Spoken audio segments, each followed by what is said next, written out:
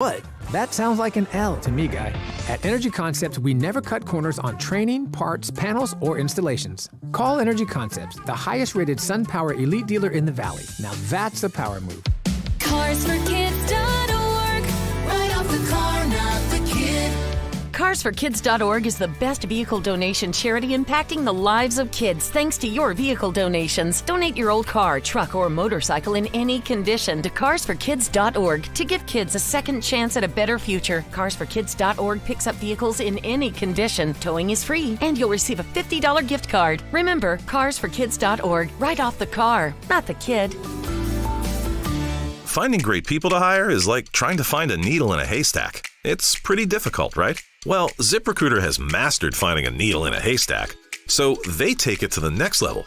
They make hiring so simple that it's like finding a needle in a needle stack. And that's why you should try ZipRecruiter for free at ZipRecruiter.com/radio. Here's what it's like to use ZipRecruiter. They have so many qualified candidates that it's easier to find the right ones for your roles. In fact, 4 out of 5 employers who post on ZipRecruiter get a quality candidate within the first day. That's a lot of needles. So how do they do it? ZipRecruiter's powerful technology sends you candidates who are a great match for your job, and you can even invite your top choices to apply.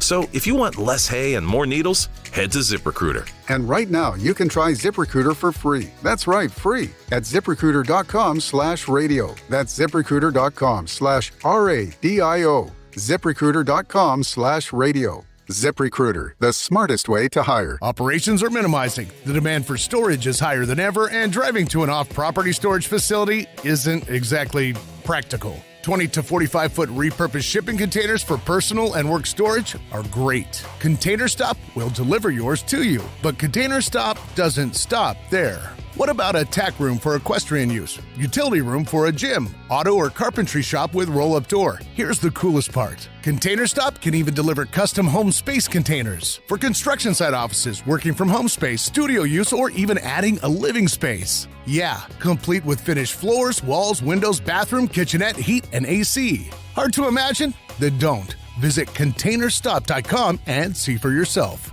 They have what you need, or will literally make it. Looking for short or long-term storage solutions? Stop. Nobody does storage containers better than Container Stop. Their website's easy. It's their name, then .com. ContainerStop.com. You're so much better, he will beat every price. Nothing changes there. What? Right next to Fashion Furniture across from Lowe's. It can only be Lou Rodman's Patio, Barstool, and Amish Emporium, baby. News Talk, 580 AM, 105.9 FM, KMJ, Fresno, a Cumulus Media station. KMJ. It's 56 degrees in Fresno at Radio City at 2 o'clock. Good afternoon. I'm Blake Taylor in the KMJ News Center. Tulare County Sheriff Mike Boudreau today issuing more evacuation orders. This for areas west of Highway 43. The sheriff's office says rising floodwaters and breaches among the levees prompting these new orders. The evacuation orders include the following areas: east of the Tulare-Kings County line, south to the Tulare-Kern County line, Twin River Ranch, Channel Island Dairy, Vanderham West Dairy, and the L&J Ranch. Speaking of rain, drought still upon us, apparently. Governor Gavin Newsom announcing he is rolling back some of California's drought restrictions today after historic rain and snow has replenished the state's reservoirs. He was speaking in Yolo County this morning, the governor saying the drought is not over yet, but he is ending some of the state's water restrictions. The reduction in provisions include the following. We're eliminating that 15% voluntary requirement or voluntary conservation target. We are eliminating the mandate of mandates, what was referred to as level 2 drought application of the 450 or so water agencies in the state of California to advance their own localized mandates as it relates to water conservation. The Biden administration order that federal employees had to get vaccinated against COVID-19 has been blocked by a federal appeals court. Fox's Jonathan Seri is tracking that story. We're talking about a relatively small number of people because 98% of employees affected by the original mandate have already been vaccinated, according to the Biden administration. There are actually proposals on the table to compensate or reinstate federal employees who have lost their jobs as a result of not following federal vaccine mandates. There's also a provision in a defense authorization bill to make members of the military whole, and these proposals are working their way through Congress. The White House indicated earlier that it plans to allow the coronavirus public health emergency to expire on May 11, signaling that the pandemic is transitioning into a new phase where it can be managed with more routine measures, similar to what we do during flu season. In Atlanta, Jonathan Seri, Fox News. Developing story here. We're monitoring actress Gwyneth Paltrow has just taken the stand, testifying in her trial in the state of Utah over a 2016 ski collision where a man is accusing her of leaving him with brain damage. Wall Street today finishing in the green. The Dow finished higher by 132 points. The S&P 500 and the NASDAQ also positive. 56 degrees right now in Fresno. Expect a nice cool weekend, 60s for highs in Saturday and Sunday, with lows in the mid-30s. The rain expected due back on Tuesday. With news on the hour, on the half, and when it breaks, I'm Blake Taylor, News Talk 580, 105.9 KMJ. Thank you, Blake. In the roadways right now of Fresno, northbound 99 and McKinley, got a collision, possible injuries being reported there. Down to Visalia Road 152 at Avenue 248. 4 vehicles involved in an injury accident. Lots of emergency personnel on the scene there. Then to Course Gold Highway 41 at Lucky Lane. There's an abandoned vehicle there that is causing a hazard. Our next update, 217, Greg Lane with KMJ Traffic. Concrete blocks are being used to cover electrical access panels to prevent copper thieves from robbing you blind. Check them out online at bestconcreteblocks.com.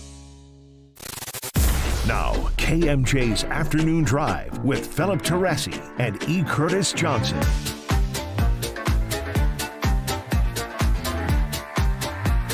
.204, it's News Talk 580, 105.9 KMJ. Good afternoon. Welcome to the Friday installment of the program. Phones are open for you at 490-5858. Toll free, you can join us at 800-776-5858. Find the show on Facebook, Twitter, and Instagram at Drive KMJ and watch it streaming live on Facebook Live, YouTube, and Twitch. Also at Drive KMJ. Joshua Weekly is standing by to screen your calls this afternoon as I join E. Curtis Johnson back in the KMJ studios. Hey, Philip. Hello, KMJ listeners. Good afternoon. Happy Friday. Happy Friday to you. I'm almost disappointed it's Friday. Really? Yeah, normally it's like, oh, thank goodness Friday is finally here. This has been a really good week. It's you and I have had fun. We had some, good things happening, and I'm normally burned out at this time, but I'm ready to go. So catch E. Curtis Johnson tomorrow morning, 10 a.m. No. I didn't say I was ready to go that much. Now, it has been, for the most part, the news cycle's been pretty forgiving this week. But this court blocking the COVID vaccine mandate, this is being treated like something really, really wild has happened. And if I'm reading this right, this is really a big procedural move that has to do with lower court procedure more than it has to do with the constitutionality of Biden's federal employee vaccine mandate. Am I reading it wrong? No, I kind of got the same gist off of it. And quite frankly, the story is a little confusing because when I first read it, I thought, okay, well, this is a good thing. Government isn't forcing government employees to put something in their body. And then I read it again, and it's like, oh, no, this is about a procedural deal in the way one court interprets something else. So I want to bounce to the bigger picture because I think that's the part that most people are really interested in. Whether or not the President of the United States can mandate that federal employees be vaccinated before coming to work. And the difference between that and something that has been upheld by the court very clearly, that the CEO of a private company can legally mandate that staff be vaccinated before working in the office. I understand that the federal government's a very, very different creature, but wouldn't the president arguably function in the same role as a chief executive officer? Yes, and that's the confusing part about it. Yeah. And I go back to what the root of the argument is. I don't know the originator of the statement that I'm about to use. I first heard it used back in the mid-'70s when President Ford said it. And I was a teenager at the time. But he made the comment, a government powerful enough to give you everything you want is also powerful enough to take it all away. Now, he's not the originator of that, and he didn't claim that he did. I just don't know the origin, but it's not President Ford. That's just the first time I heard it. Oh, you could take that to Ben Franklin. You could take that to one of those dead Greek guys. But yeah. Yeah.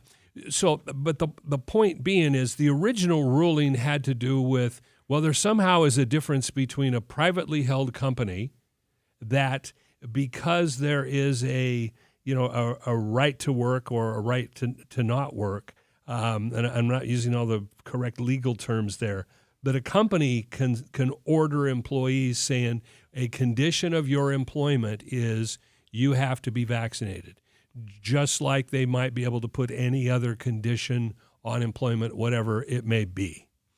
And the tricky part is trying to figure out how federal employees were somehow exempted from that in the first place.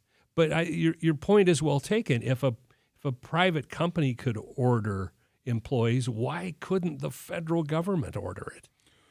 So to be clear, the ruling is simply maintaining the existing status quo for federal employee vaccinations. It's upholding a preliminary injunction that blocked the mandate, which was issued by a federal judge in January of 22.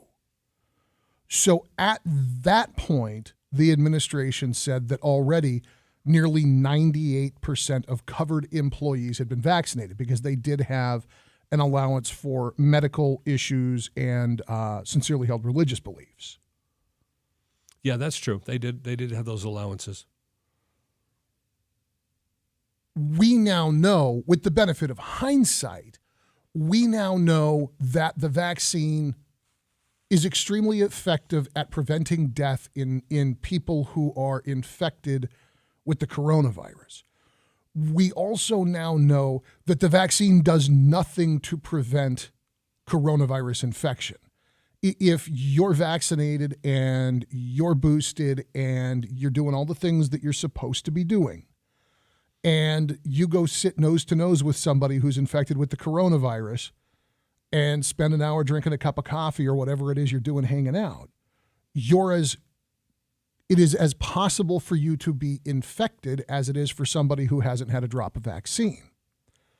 Likewise, if you get infected, even if you remain completely asymptomatic, you can still become contagious and spread the virus just like somebody who's not vaccinated. Correct. So I say with a hit of skepticism, all the vaccine does is keep very, very old people, immunocompromised people, and folks suffering from comorbidities from experiencing the worst possible coronavirus infection. Yeah, much like the flu. I mean, you can get a flu vaccination every year, and obviously the virus mutates a little bit, and that's why the inoculation changes a little bit each year. But you can get a flu shot and still get the flu. It's not a guarantee that you won't.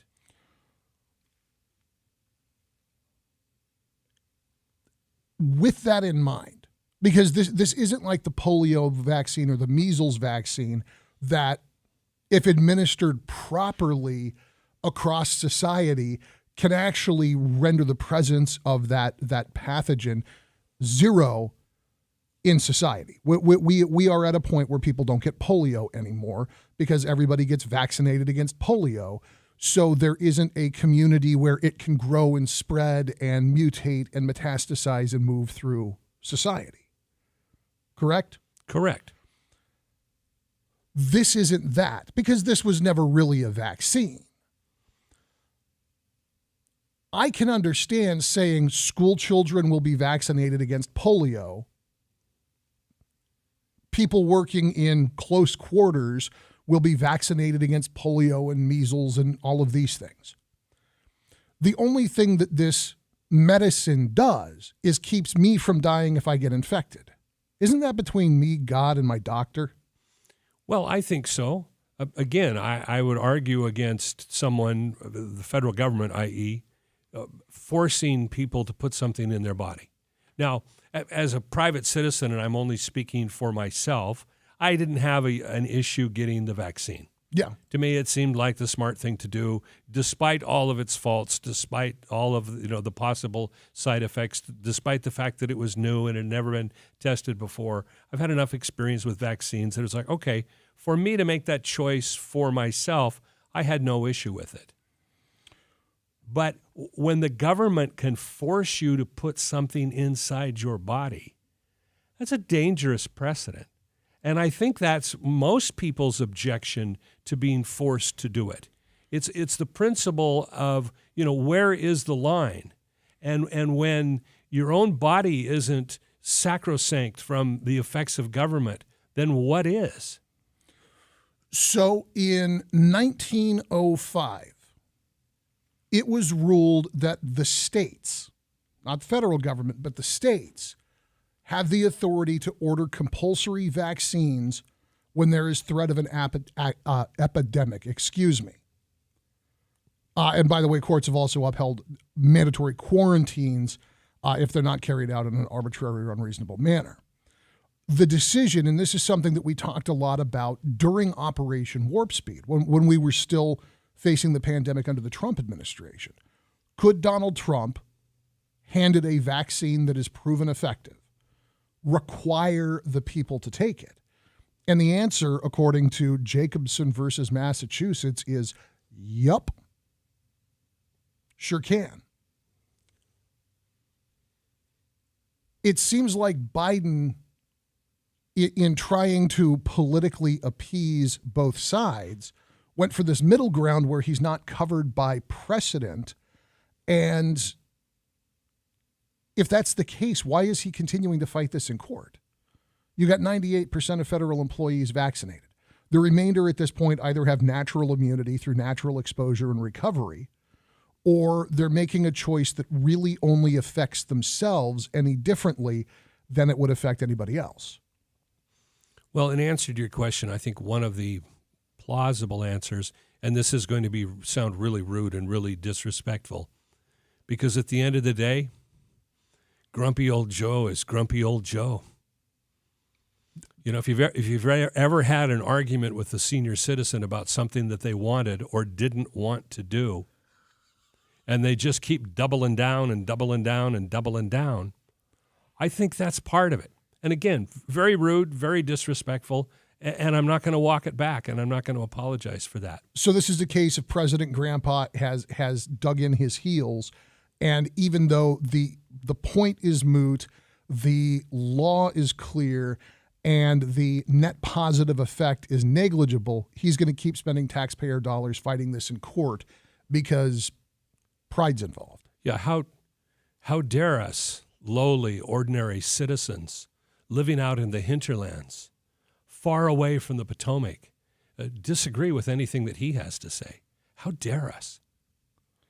So again, this decision does not overturn the mandate. It upholds a preliminary injunction against the mandate. The administration still gets to go to court and argue that the mandate is justifiable and lawful. Yeah, this is why lawyers can charge really, really exorbitant fees, because they can figure out the idiosyncrasies of the language of the law. I know that what I'm about to suggest is like a massive ethics violation, and that if any attorneys were ever caught engaging in this, they would be at extreme risk of disbarment. It crosses my mind anyways. When you get a case like this, where you really are getting off into this rarefied legal air, where every motion, every injunction, every decision, whether it's a portion of the appeals court or it is the entire appeals court, everything kicks the can down the road another 2 months, another 4 months, another year.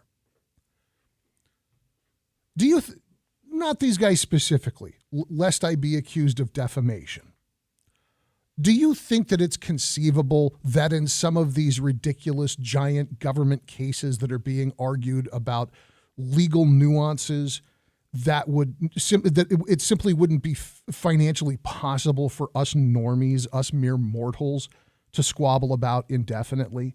Do you think that sometimes opposing counsel get together and say, okay, look, I'm going to throw this on the pile. We're going to get the judge to uphold the injunction. It doesn't actually overturn anything, but I figure we've got another 3 months of billable hours off this. I think that scenario is entirely plausible. Can't prove it in a court of law, but I think that's entirely plausible.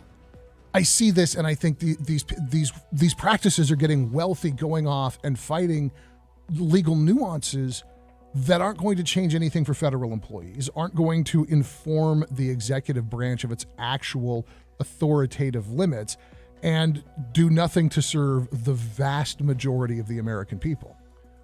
Well, why would we let any of that get in the way over exorbitant legal fees?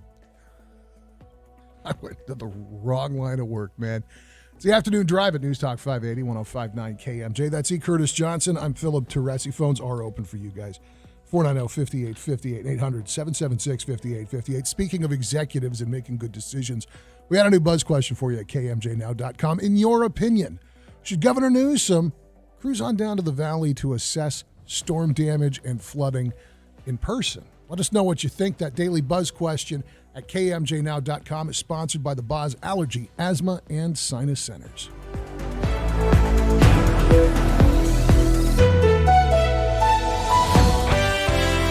On the roadways, Fresno northbound 99 at McKinley, got a collision being reported there. Look for some road blockage as well. Cove Avenue at East American got a hit-and-run non-injury accident. In Visalia on Road 152 at Avenue 248, 4 vehicles and an injury accident going on there. Also some road blockage. And Course Gold Highway 41 at Road 416, a non-injury accident. And finally, Los Banos on West Sandy Mush Road at Nickel Road, a non-injury accident just occurring there. Next update is at 2:33. I'm Greg Lane with KMJ Traffic. This report is sponsored by Blindster.com. Hi, I'm Kyle at Blindster.com. Since 2010, Blindster has sold millions of custom blinds, shades, and shutters to satisfied customers across the country with 20,000 5-star reviews and an A+ rating from the Better Business Bureau. Custom blinds at low prices and free shipping. Blindster.com. At Wendy's, you don't need a psychic to tell you your hamburger's gonna taste great. Excuse me? Because every square hamburger is a sign you're getting the best. Did someone say sign? 4 corners of hot and juicy fresh beef that make deliciousness its destiny every time. Hold on. I'm getting fresh beef. When you want the best hamburger, square's the beef. Choose wisely. Choose Wendy's, Dave Single. I am a psychic, after all. Fresh beef available in the contiguous U.S., Alaska, and Canada. Morris Levin and Son. I've been looking for this part to fix my toilet. What part is it? Well, it's a, whatchamacallit, the part that connects to that thingamadealy, you know? Oh, yeah, I get it. You need Morris Levin and Son. At Morris Levin & Son, they understand you don't always know what parts you need to get your job done. That's why they have a knowledgeable staff that's been offering great service since 1934. Morris Levin & Son is a full hardware store with a large paint center stocked with Benjamin Moore and Pittsburgh paint and everything else you'll need. Rollers, brushes, tape, and more. Morris Levin & Son has a well-stocked plumbing department and loads of electrical supplies, power tools, lawn and garden tools, pet supplies, and more. Shop name brand barbecues and a large selection of firearms with a gunsmith on the premises. Morris Levin & Son, Tulsa's hometown hardware store. Thingamadilly? Really? You know, the leave me alone. We've got what you need to get the job done. Morris Levin and Son. 1816 South K Street. I studied Spanish in college and never got fluent. But then I tried Babbel. Want the most effective way to learn another language? In just 15 minutes a day, Babbel's bite-sized lessons will have you learning another language in as little as 3 weeks. Babbel is all conversation-based, so it gets you speaking quickly about things you actually talk about in the real world. You'll really see a difference in how you can speak and how conversational you can be in just a few weeks. Babbel isn't just lessons. You can listen to podcasts, play games, watch videos. You can even take live online classes with a language teacher. There are so many ways to learn with Babbel. The lessons online and in the app make it easy to learn from pretty much anywhere. University studies have shown that using Babbel for 15 hours is equivalent to a semester of college Spanish. If you want to learn a new language, there's no better way than Babbel. Go to Babbel.com to try for free. That's Babbel.com. Babbel.com. Prescription products require an online consultation with a healthcare provider who will determine if a prescription is appropriate. Restrictions apply. See website for full details and important safety information. Subscription required. Hey guys, did you know there's a generic form of Viagra that works just the same but is 90% cheaper? And you can get it online? Go to 4hims.com/joy. At Hims, you'll get a free medical consultation and discreet shipping if prescribed. You'll love your results. To start your free online visit, go to 4hims.com/joy. That's FORHIMS.com/JOY. Hey guys, it's Philip Teresi introducing you to the local guys at copyrabbit.com. If you're looking for new business, this website is where you need to be. CopyRabbit is connecting people who are serious about hiring professionals. Whether you're a housekeeper, a mechanic, a landscaper, there are customers with job postings at copyrabbit.com who want to meet you. Copyrabbit.com, where the leads are always free. KOPI Rabbit.com, where people go to get things done. That's copyrabbit.com. Hi, I'm Scott Miller, President and CEO of the Fresno Chamber of Commerce, and I want to invite you to the Mobagunu Memorial Golf Classic on Thursday, March 30th at Sunnyside Country Club. What better place to do business than on the golf course? With over $100,000 in hole-in-one prize money and a chance to win a new car, this will be a golf tournament you don't want to miss. Foursomes are selling fast, so sign up today. Registration and sponsorships available now at FresnoChamber.com. That's FresnoChamber.com. Thank you to our sponsors, Manchester Center and Precision Civil Engineering. News Talk 580 and 105.9 KMJ. It's Friday. This is the Afternoon Drive. My name's E. Curtis Johnson. Philip Teresi is there. So we've been talking about trying to figure out what's going on with this appeals court and whether or not the government can force us to do blah, blah, blah, blah. So some of it's about understanding attorneys. And I have some limited experience with the legal profession in that I've been in a lot of legal proceedings. Okay. For example, when my wife was expecting our first son, the international company that she worked for at the time fired her. And she felt that it was discrimination because she was pregnant. So we found an attorney that would represent us. And one of the reasons why this particular attorney took the case was because she said, oh, I know that company, I know the in-house counsel, I know the weaknesses, and I think I can win this case based on my knowledge of what their defense is going to be. Interesting. Make a long story short, when it finally got to the proceedings, one of the employees of the company testified against the company that she was working for and said the reason that Mrs. Johnson was fired was because the CEO of the company said, I don't want that thing sitting at my front desk, meaning, I don't want that pregnant woman sitting at the front desk. Ooh. But again, part of the reason why we won the case wasn't just that damning testimony, but because it was a connection with our attorney knew the weaknesses of the attorney that we were going against. Yeah. I've been involved in some other suits, not that I filed, but that I was involved in as a witness or whatever the case may be. And I've heard that statement used about 3 different times. Attorneys, from my experience, they like to do battle against attorneys that they already know because they know the weaknesses. Sure. But some of the the legal wranglings can be wrapped up in a lawyer joke. So there's this company. The president of the company dies unexpectedly. The CEO rules out the candidates. He says, "Okay, I've determined that the person who is best suited for this job is either going to be the head of the advertising department, the head of the accounting department, or the head of the legal department." So the first person he calls in is the accountant.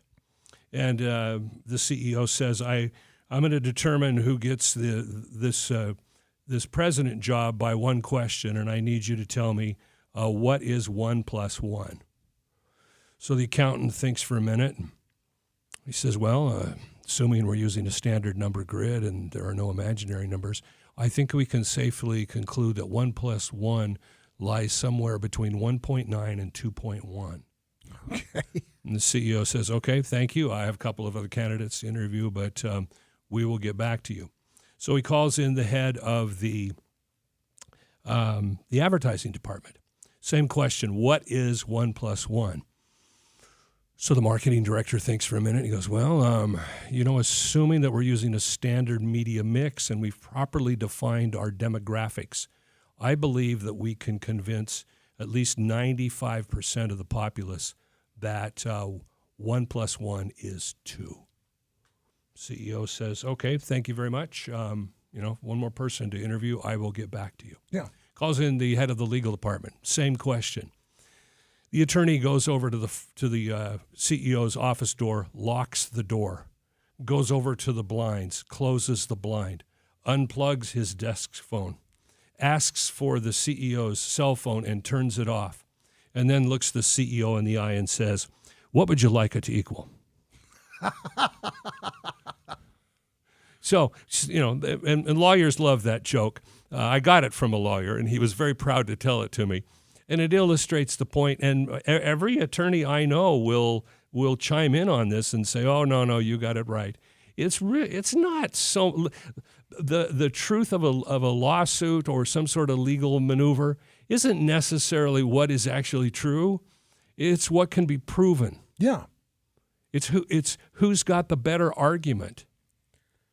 And there's a cynical side of me that wonders if some of this kind of stuff goes on in the court of public opinion, because what are these government attorneys going to do? How do they justify their existence if they don't have these kinds of suits, if they don't have these kinds of defenses and attacks that they need to do? Again, extremely cynical of me, but I've just known too many attorneys, and it makes me suspicious. It's in this realm. I think that there is going to be a higher predisposition towards arguing irrelevant nuance and testing legal theory, because it is on the taxpayer dime. You do have forever, because right now, so when the preliminary injunction went into place just about a year ago, 98% of federal employees had gotten vaccinated. At this point, we now know that if you've got 98% of these people have been vaccinated, the folks who are not vaccinated have made a choice. And if the consequence of that choice is a serious health problem, loss of life, they've made that choice, but they're not going to get the vaccinated people any sicker because of their experience. Likewise, the folks that get natural immunity might as well have been vaccinated. If you got coronavirus and you bounced back from it, you are, as far as I can tell, in as good a shape as I am, having been vaccinated and boosted. But that's not what this argument's about. This argument isn't about the efficacy of the medication. The argument really isn't even about the individual liberty of the federal employees. Truthfully, it's not even at this point about the authority of the executive branch to put this mandate in place. At this point, this trial is about the legality of an injunction put into place in response to an executive order put into place in response to a Supreme Court decision that came from 110 years ago. Yeah, not to wax religious, but it's about every jot and tittle of the law. It's about what words mean and whether or not a procedure was done in the right way. It's about lawyers loving to argue and doing it on the taxpayer's dime.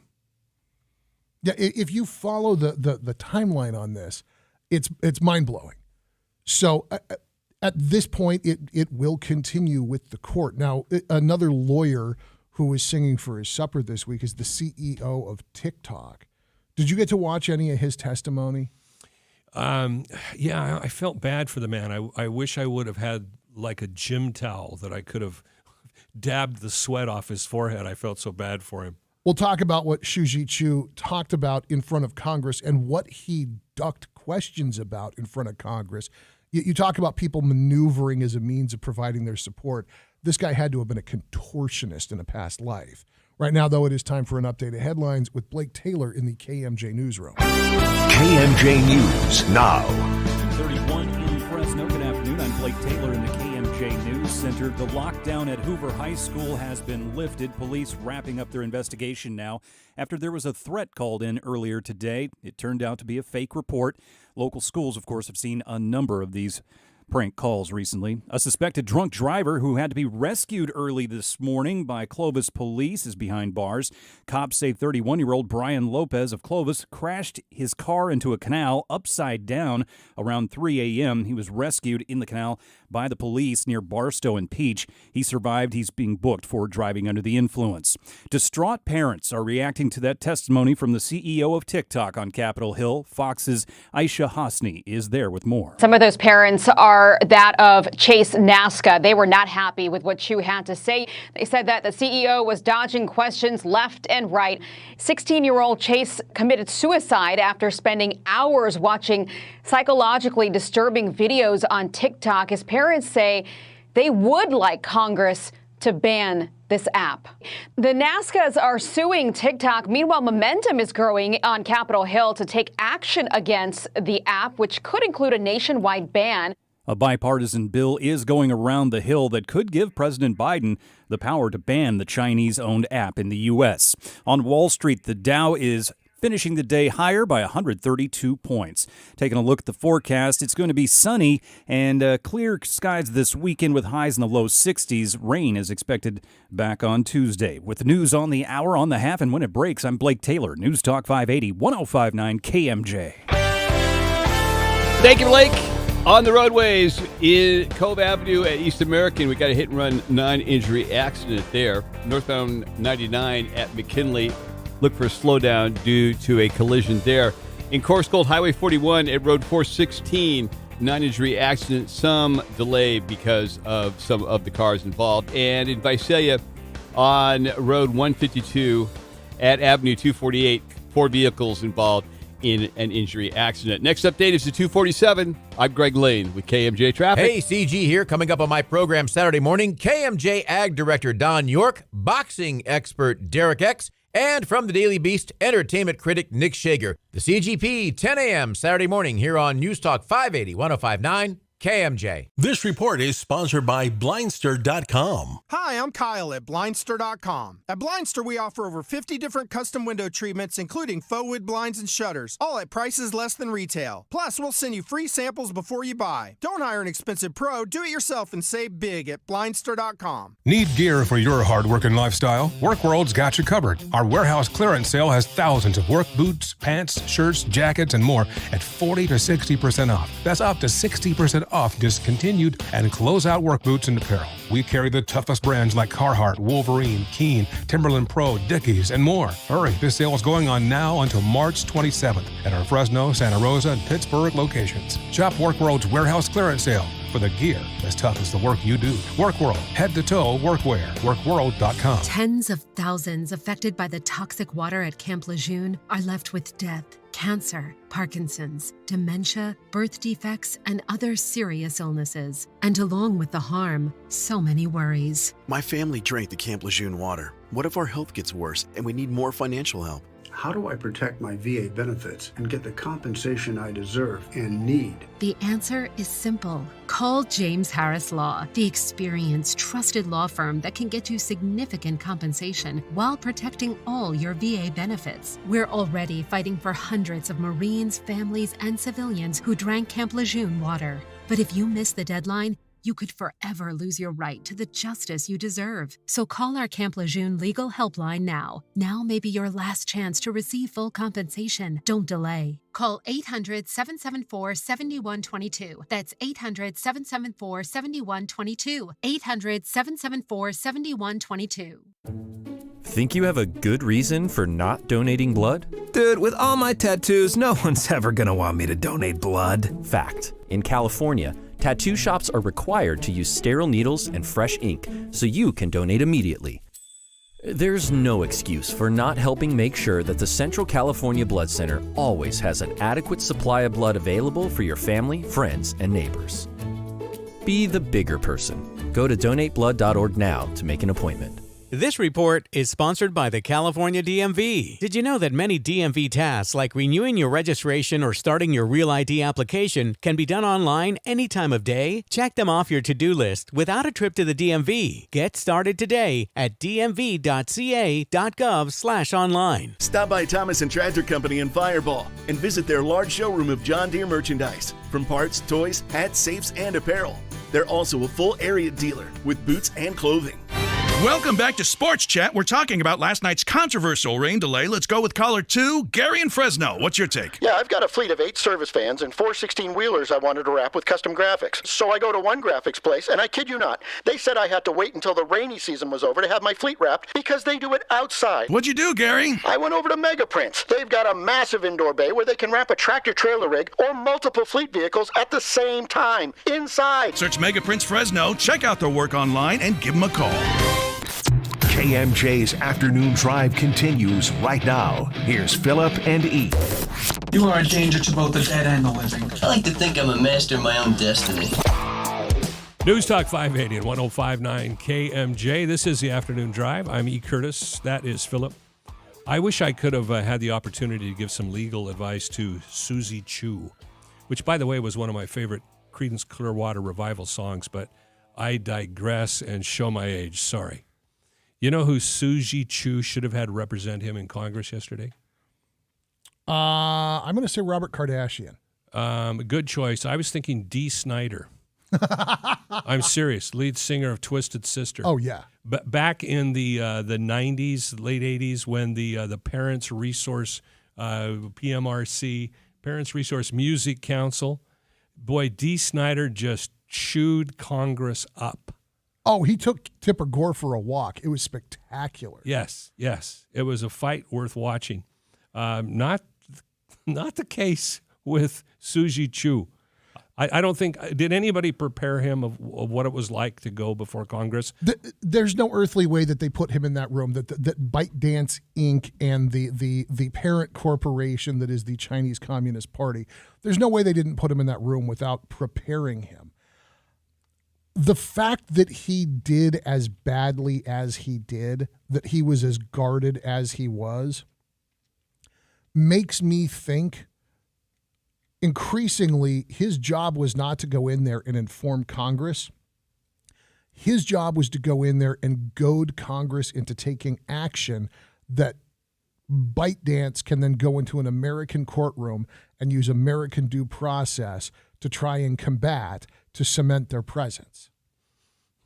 Interesting theory. I never thought of it that way, but tell more. There's some validity to that. Every question that Shu Chu was asked of any substance, he responded to with, "I don't know," or, "Well, as a private company, we're not prepared to discuss that."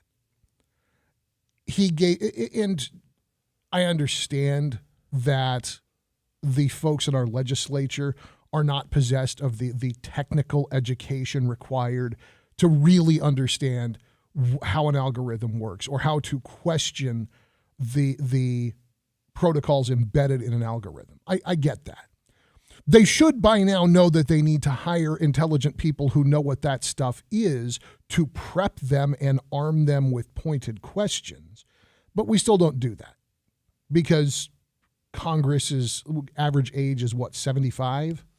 Yeah, mid-70s. You go over to the Senate, and Dianne Feinstein drags that average age all the way up past the century mark at this point. They didn't grow up in a world where this technology existed. They aren't digital natives, and so they don't know how to ask the right questions. The problem is the CEO of TikTok does know the correct evasions. And I think that yesterday, I think part of the reason that it was such an embarrassing display is because his job was to go and lose. If he looks weak, if he looks defensive, if he looks uninformed, well, golly, how much of a defense is he going to put up when we move this legislation through? Now, this is the same body that's moving through redundant legislation to enshrine rights that already exist with the Parents' Bill of Rights. Now they're going to move through legislation that if it makes it into court, could ultimately get overturned on the basis of the First Amendment. Okay, assuming you're right. But he's at this point, it kind of looks like he's still going to have to go back to his puppet masters in China. I mean, who does he have to tell in the Communist Party to say, I just lost in Congress, and we're going to lose the American market? I don't think they're going to lose the American market. Why not? Because I think that what you're going to see is an overly broad piece of legislation. You're going to see the House and the Senate put something through that is too far-reaching. Because when you start banning a social media platform, you do start to get into questions of what components are you banning? What activities are you banning? Are you just blocking an entire bank of IP addresses? What does that mean? And so relying on the bicameral Congress to fail to understand the mechanics of the technology, they're going to write something overly broad. And when they write something overly broad, ByteDance is going to be able to take them into court and say, this is overly broad. I don't know how to begin to comply with this. You're on your game today, Mr. Teresi. My cynicism flares up when I see what is obviously Chinese spyware being treated as if though it's this necessary component of 150 million American lives. It's not necessary. And yeah, there are people who have made their living becoming influencers on TikTok. And I'm not angry at those people. I don't hate those people. I'll point right at Bulldog alumni and name, image, likeness superstars, the Cavender twins, the two young ladies that were on the Fresno State women's basketball team. Beautiful twin blondes, played great basketball, made some incredibly shrewd name, image, likeness deals right out of the gate as soon as NC2A finally allowed for that to happen. They were at the front of it. And they've got a following on TikTok. They post a video and they'll get 100,000 views in an hour. Of course they're monetizing that. Do I think that they're shills for the CCP? Obviously not. Do I think that they may see, at least temporarily, a drop in income if we whack TikTok and they're forced to go to Instagram or Facebook or Twitter? Yeah, I think that unfortunately that may be a consequence, them along with many others. I go back to what I said yesterday. We as a country ultimately decided that it didn't matter if people made their living going town to town selling asbestos attic insulation. At some point, we decided we weren't going to let people put asbestos in our houses anymore. And were there people who had to go learn fiberglass? Yup. Were there people who had to find new jobs entirely? There were. And that's tough and that sucks. But we don't allow our houses to be built using asbestos anymore. We shouldn't be allowing our app stores and our technology makers to serve asbestos to children. And that's what TikTok is. It is a cancer in our society. Because of the mind-numbing, insidious nature that the product is, or because it's a front for communist spyware? Oh, the latter. No, as far as mind-numbing wastes of time, they said it about AM radio in the 1920s. They said it about FM radio a couple of decades after that. They said it about television, color television, recorded music, the VHS tape, everything from Pong to the PS5, comic books, pulp science fiction, popular fiction, Stephen King. They've said it about everything that's fun, that's just a little bit of brain candy. TikTok, if it was owned by an American company, would still be harvesting our data like all of the American social media companies do. It would be harvesting it with an eye towards selling advertisements, which is something that we have collectively decided as a society is acceptable behavior.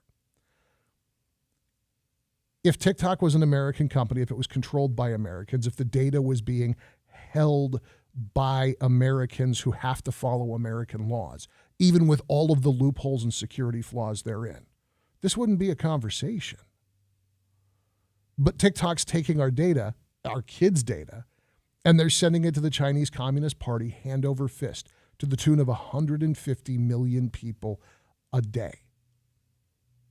There is no data breach this significant anywhere else in the history of data breaches.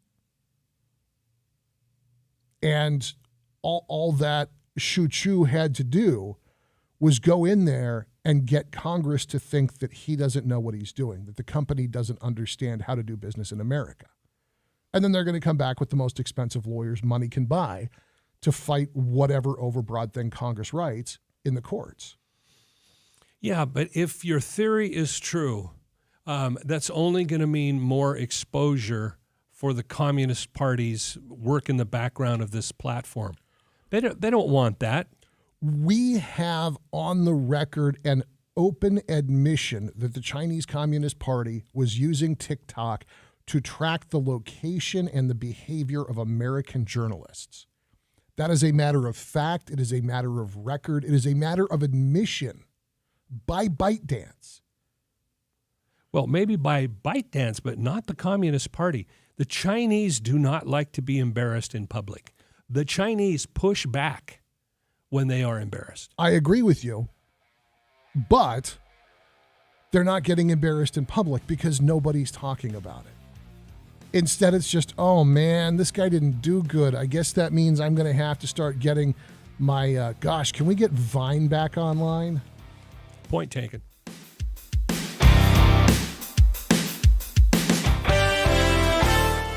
Got some problems in the South Valley on Road 152 at Avenue 248. 4 vehicles involved in an injury accident.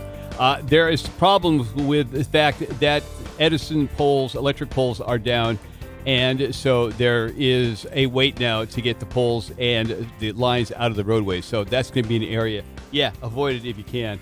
In Fresno on West Shaw Avenue at North College, we've got a non-injury accident there, and northbound 99 at McKinley, a collision in the cleanup stages. Our next update is at 3:03. Greg Lane with KMJ Traffic. This report is sponsored by Blindster.com. Hi, I'm Kyle at Blindster.com. At Blindster, we offer over 50 different custom window treatments, including faux wood blinds and shutters, all at prices less than retail. Plus, we'll send you free samples before you buy. Don't hire an expensive pro. Do it yourself and save big at Blindster.com. Wendy's 2 for $6 lets you mix and match some of our best items, like Dave Single with a 10-piece crispy nugs, medium strawberry lemonade with a spicy chicken sandwich, spicy chicken with a Dave Single with a strawberry lemonade, strawberry lemonade, if you're into that. Chicken Sam, crispy nugs, strawberry lemonade, Dave's, nugs, Sam. Whew. Pick what you want at a price you want. Choose wisely. Choose Wendy's 2 for $6. For limited time, price and participation may vary at U.S. Wendy's. On the card only. Single item at regular price. My brother-in-law died suddenly, and now my sister and her kids have to sell their home. I knew we could not put off getting life insurance. An agent offered us a 10-year, $500,000 policy for nearly $40 a month. SelectQuote found us identical coverage for only $18 a month. Call SelectQuote at 1-800-929-2121 or go to SelectQuote.com now. That's 1-800-929-2121. Full details on example policies at SelectQuote.com/commercials. If you have unfiled taxes or are in debt to the IRS, this is important news. The IRS just rolled out a new program to help struggling taxpayers more easily resolve their tax problems. It's called the Taxpayer Relief Initiative, and it opens up powerful new options for people looking to get back on the right track with the IRS. And no one knows this program like the professionals at Optima Tax Relief, America's most trusted tax resolution company. They've resolved over $1 billion in tax debt for their clients and have the expertise and experience to help you. One easy call to Optima can start the process, helping to put an end to your worries of wage garnishment, asset seizure, and other aggressive IRS actions. Make today the beginning of your fresh start with the IRS. Call the experts at Optima Tax Relief now for your free confidential consultation. Call 800-932-4177. 800-932-4177. 800-932-4177. Optima Tax Relief. Some restrictions apply. For complete details, please visit OptimaTaxRelief.com. Cashback is not available on gas in New Jersey and Wisconsin. Susan, I'm sorry I'm late. Traffic is terrible. It sure is. But on top of that, gas prices have been skyrocketing. I can't believe how expensive gas has gotten recently. Prices at the pump are up, but I never pay full price for gas anymore. I just use the free Upside app that pays you cash back for every gallon of gas you buy. Wait a minute. Are you saying you actually get paid cash when you buy gas with the Upside app? Yes, I get real cash back every time I buy gas. And does that actually add up to anything? I've made around $200. Wow, that's serious extra cash. I'm downloading the free Upside app now. Download the free Upside app to earn real cash back every time you buy gas. Use promo code BUY for an extra 25 cents per gallon cash back on your first fill-up. You can cash out anytime right to your bank account, to PayPal, or an e-gift card for Amazon and other brands. Just download the free Upside app and use promo code BUY for a 25 cents per gallon bonus on your first tank. That's code BUY for 25 cents per gallon cash back on your first fill-up. Are the continuous rising energy bills crushing you? Want to pay less for your home's electricity and lock in that lower rate into the future? Your family deserves the best. And when it comes to powering your home, there's no better provider than Simply Solar. With Simply Solar, going solar has never been easier. From our expert consultants to our in-house installers and the best financing. No payments for 18 months. Take advantage of the solar tax credit before it's gone. Going with Simply Solar means more money in your pocket for the things that matter, plus clean and renewable power to light up your home and family. Call now for a free consultation. For our Central Valley listeners, mention this radio ad for $1,000 off your solar system. Net metering ends in California on April 13th. Call Simply Solar at 559-892-1043 now. That's 559-892-1043. Simply Solar, keeping solar simple. 559-892-1043. The most streamed station in the Valley. PCs, phones, smart speakers, and KMJNow.com. News Talk 580 and 1059 KMJ. It's Friday, and thank you for choosing the afternoon drive. My name is E. Curtis Johnson, and this is Philip Teresi. Good afternoon, everybody. Kind of a wild story. David Taub reporting for GV Wire. The headline reads, Fresno County politician accused of mowing down and murdering a critic. That's that could be a Netflix show. Oh, is this what Fresno's going to get known for? Hitchhikers with hatchets and politicians with questionable driving records? Yeah, I've been stuck on a bunch of Netflix feeds, crime dramas, and this story fits right in there. This story unfolds in such a weird way. So, to be clear, at this time, nobody has been convicted of a crime. But on March 16th, the Fresno County Sheriff's Office arrested Rolando Sanchez. He's 54, lives in Delray. The claim is that he struck 48-year-old Jaime Loza, who at the time was a pedestrian, also lives in Delray, with his car about 7 p.m., intersection of Carmel and Morrow Avenues in Delray. Investigators say Rolando Sanchez left the scene, and 48-year-old Loza died 5 days later on March 21st. Rolando Sanchez is a member of the Delray CSD, an elected body that sets utility policies in the area. So it's this, very small district. This isn't the County Board of Supervisors, but this was a guy who had a role to play. And a news release from the sheriff's office says deputies were unable to locate the driver and the vehicle responsible for the crash at the scene.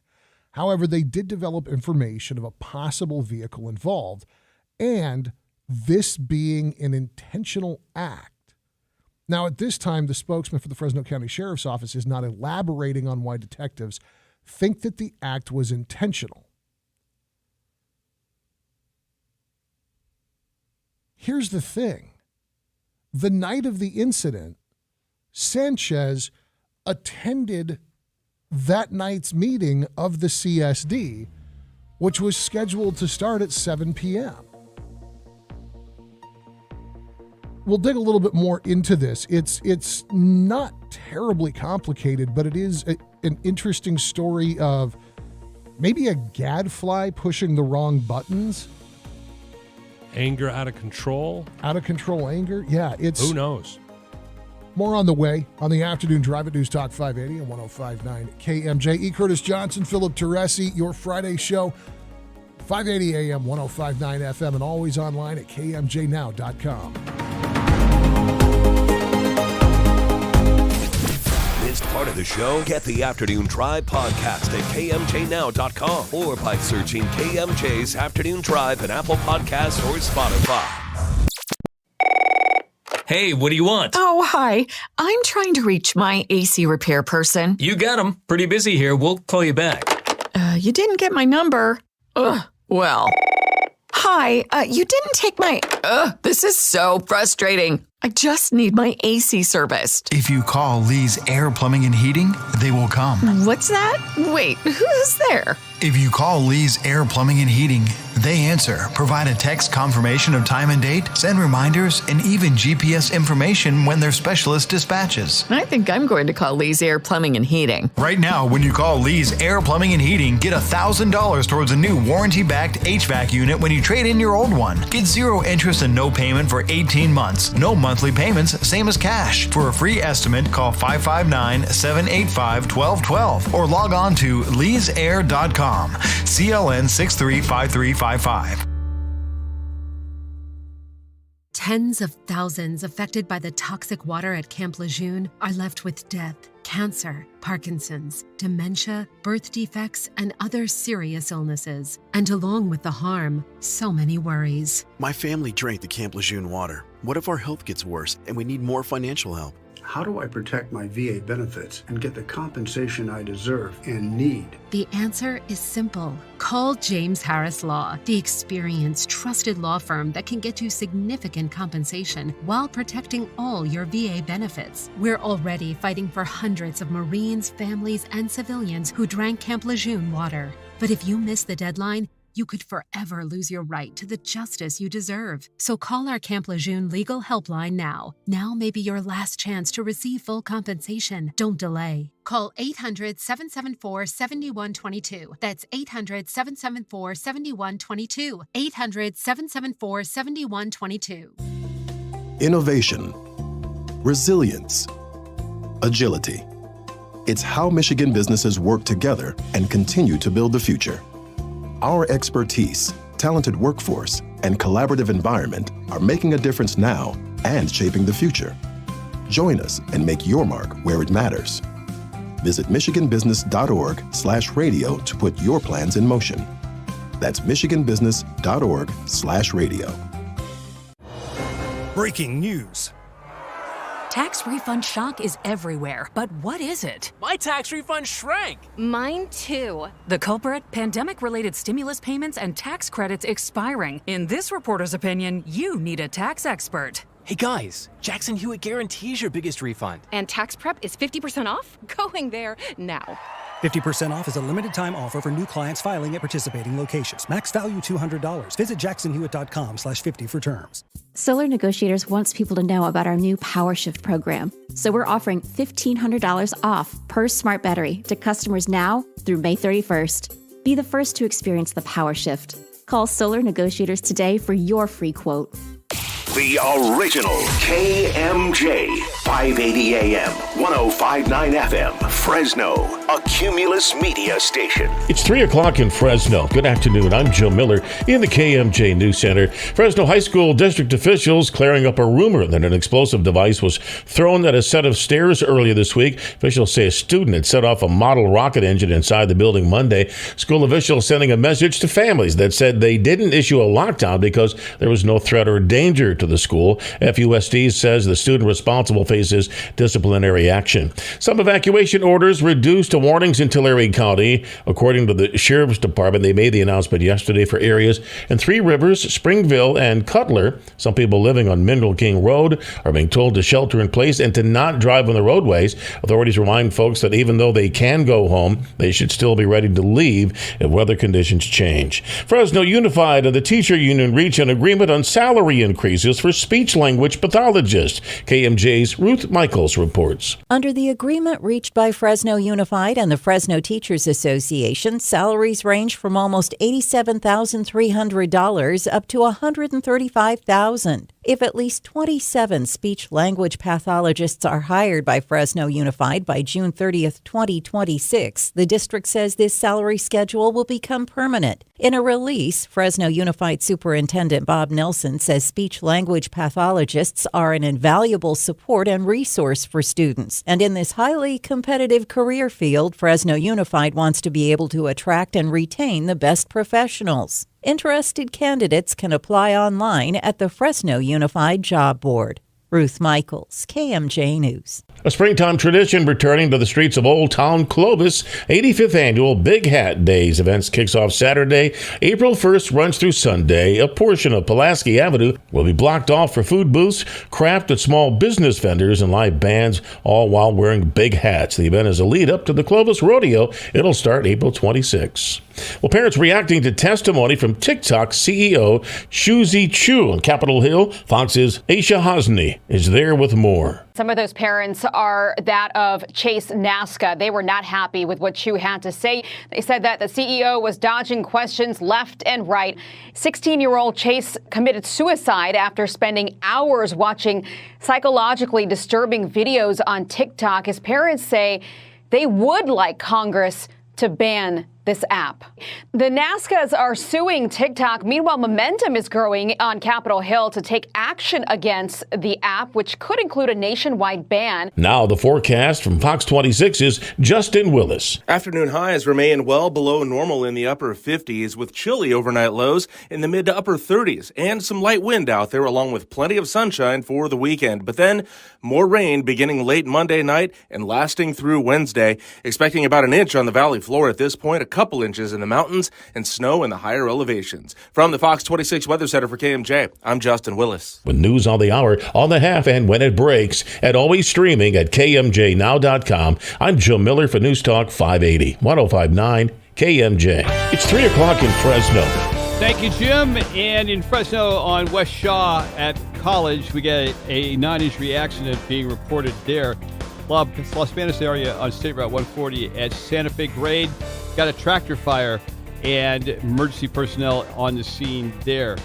If you're heading out towards the coast in Kettleman City right now, southbound I-5 at Alta Avenue, there's rebar that is scraping the roadway, so be cautious going through that area. Next update, 3:17. I'm Greg Lee with KMJ Traffic. Filtered water in your home is easier than ever. Hey, it's me, Appleton. Taste and feel the difference with LifeSource Water. Visit lifesourcewater.com. Call them, 559-449-8822. This is KMJ's Afternoon Drive with Philip Teresi and E. Curtis Johnson. That would be us, and it is Friday. Yes, it is. And going back to this story of this accusation made against a local politician, a guy named Rolando Sanchez, who is a part of the Delray CSD, an elected body that sets utility policy in the Delray area. The Fresno County Sheriff's Office arrested Sanchez, saying that he struck a 48-year-old man, Jaime Loza, another pedestrian, also from pedestrian, also from Delray. They say he did it with his car, obviously, March 16th around 7 p.m., and that Sanchez left the scene. Loza died 5 days later on the 21st of March. At the time of the accident, deputies were unable to locate the driver and the vehicle responsible, but they developed information of a possible vehicle involved, and this being an intentional act. The sheriff's office sought a black Chevy Tahoe. They found Sanchez driving a vehicle that fits that description the following day. They arrested him after a traffic stop. Now, Sanchez remains in jail at this point. He was in court for an arraignment 2 days ago, but has not yet entered a plea. And the docket, at least as of this story, still showed that he was charged with 1 count of attempted murder, although that, I think, would probably change, what with Loza having died. What GV Wire reports is that Loza was a regular attendee of meetings of the Fresno County Board of Supervisors, and that he was a regular public commenter. He also was known to have shared videos on social media criticizing law enforcement. So Sanchez, the day that this happened, that he's alleged to have been involved in this, he attended the meeting of the Delray CSD, which was scheduled to start at 7 p.m. They say the location of the collision is about a block from the district office where the meeting took place. His colleagues on the CSD are shocked by this. They're saying that they didn't notice anything out of the ordinary at the meeting.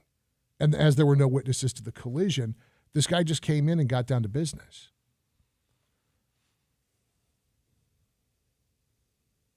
Dan Ramirez is another board member. He says it's really very surprising. Rolando's come a long way. He's a gentle person. He also says, I can't judge. I'm not a cop. I'm not a DA. I'm not investigating this. I'm just praying for him and the victim. That's pretty cold-blooded to hit somebody with your car and go into a meeting. I know there's this evidence that's being put forward of the similar vehicle, all of that, and it sounds like there may have been some bad blood because of these public meetings. Or at least that seems to be the implication. I don't think that I could walk into a room full of my coworkers and act like everything was fine after smacking somebody with my car. Well, hard to say what if there was intent. And I don't want to speculate about the guilt or the innocence of the accused. It's just a story, and the truth is going to come out. There would have had to have been some evidence of the accusation that it was intentional. Sure. Is it possible that someone might hit something? For example, we don't know the weather of the time that this incident occurred. Have you ever been driving down the road and you hit a really bad pothole and you don't know if you've hit something or if it was just a pothole? I mean, there's just speculation there. I'm just exploring alternate possibilities of what could happen. But in order for them to have arrested him as intentional, whether the charge was manslaughter or murder, whatever it may be, there would have had to have been a witness or some backstory that these officers knew and were given evidence of. Because a hit and run is one thing. You're driving down the road, it's dark, it's raining, you hit something and you wonder, oh my gosh, did I just run into a human being? No, that couldn't possibly be the case, and you block it out of your mind and you just keep driving. I mean, there's a very different mindset to that, and intentionally running somebody down. Absolutely. I agree completely. I actually worked with a guy who, through no fault of his own, killed somebody while driving. He was passing by a very busy shopping center, and somebody just walked out in front of his truck. There wasn't time to stop. It was one of those situations where this guy was sober, he was clear-headed, it was daylight, like he wasn't speeding, I mean, he wasn't doing anything wrong. And this cat just walked out in front of him, and this friend of mine, this coworker, was messed up about it. Like it took a while for him to even get back into the swing of things at work, much less to just come bopping on in and be like, hey, everybody, let's get down to the business of the day, which is why I kind of raised my eyebrow at this guy walking into this CSD meeting and just carrying on like nothing happened. I think that your theory about you think you hit a pothole because you didn't see what happened or the weather sucked or whatever, and you put it out of your head and go on. I think there may be something to that. the existence of bad blood in the size of in a town the size of Delray.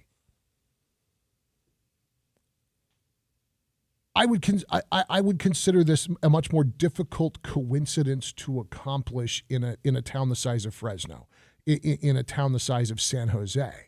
In Delray, how many times a day do you cross by everybody in town? You ever lived in a small town? I lived outside of Raymond for 1 year. Okay, that qualifies. Yeah. I've lived in a couple of different small towns. People develop, I'll call it kind of a club mentality or a family mentality in small towns. Oh, sure. And sometimes when your business is connected, and when I say your business, I don't mean a commercial entity, but your doings, your comings and goings. Your lives are entangled. Yeah, your lives are entangled. Better way to put it. Yeah, lives get really entangled in small towns. And small town politics is some of the dirtiest politics that there is. Again, not impugning anyone's reputation here. No. We're just trying to explore this mystery because on the surface, there are all kinds of questions and no answers yet. None at all. I am genuinely curious to hear what comes from Sanchez, or more likely Sanchez's attorneys, as this moves through the court process. Because it's got all the makings of a Netflix docudrama, except that there's nothing that really establishes, beyond the fact that it was a small town and these two people were politically engaged, there's nothing that really establishes any facts here. I mean, the reporting here doesn't even indicate that the suspect vehicle that matches the description of Sanchez's truck sustained any damage. More on this to come. I am certain. I'm fascinated to learn more as it makes its way through the court. But at this point, there's just it's scant details. Just a strange story out of a part of the valley that you don't usually get that level of drama out of. We'll share the link, by the way, on Facebook and Twitter at Drive KMJ. If you're interested in reading it, there's not a whole lot more to it, but it's what you said earlier about the makings of a Netflix docudrama is absolutely there. This is Act 1 of that story. Yeah, it's a mystery, and we love a mystery. We want to know. Inquiring minds want to know. So House Republicans did it today, that parental Bill of Rights, this addendum to the 1965 Elementary and Secondary Education Act. The Parents' Bill of Rights is planning, it is intended to require public schools to make certain information available online. That includes class curriculum, reading lists, library books, and the school's budget. All of that sounds pretty reasonable, although I'm curious about the class curriculums component. Anybody who's been married to a teacher, especially a teacher of more than one subject, curriculums evolve year over year. I'm curious how granular that class curriculum needs to be. Like, do you need to post every single thing that you are doing in class, or this is my syllabus for History 1A? We will be talking about the Romans, the Egyptians, World War I, World War II. Well, I hope it's the latter. Yeah. Because there's a couple of teachers in my family. I know several teachers. And while I think parents have a right to know what's being taught in a class, the minutia of, at what point in period number 3 are you going to be discussing subject X, that kind of thing would drive teachers nuts. That would drive teachers out of teaching. Oh, I think so. I mean, that would be like having attuned to having a camera in the room. And you would go back and say, well, Mr. Johnson, you didn't teach this part of the curriculum at 20 minutes after the hour when your syllabus says that's when you're supposed to do it. I mean, there's a difference between, parents knowing what's going on and controlling the minutia of a daily class schedule. Well, and from a practical standpoint, from a man-hour standpoint, if you have a teacher, again, I go especially to the folks who are teaching more than one subject, because if you have a guy or a gal who's teaching government for the semester, and that's all they're teaching is freshman and sophomore government, well, that's one class that they need to prepare a curriculum for, and they can put that online, and there you go. If you've got a teacher who's teaching psychology and AP psychology and AP US history, now you've got 3 different curriculums that not only do you have to post online, but you've got to update every time there's a change to the curriculum. At a certain point, there's going to be enough man hours involved. The school's going to have to buy back a couple of days of their work time. And then you get into, are you willing to pay the teachers more for the additional time, or do you want that time taken out of the instructional time in the classroom? Because if you set up too many hoops for people to jump through at a certain point, the job becomes jumping through hoops, not the job, doesn't it? Yeah, and they'll just walk off the job.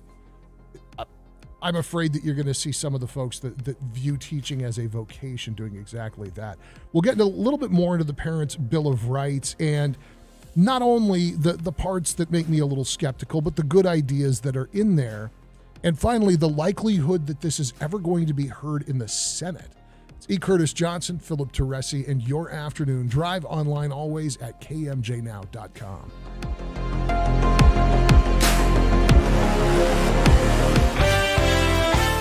In Fresno right now on West Shaw Avenue at North College, we have a non-injury accident. Another problem in West Belmont Avenue at North Dickinson Avenue. There's a hazard reported in the runway. And then the 8200 block of Sunnyside Avenue, an injury accident being reported there. And finally in Visalia Avenue 408 at Road 124, between 124 and 128, there is a non-injury accident being reported. Next update is at 3:33.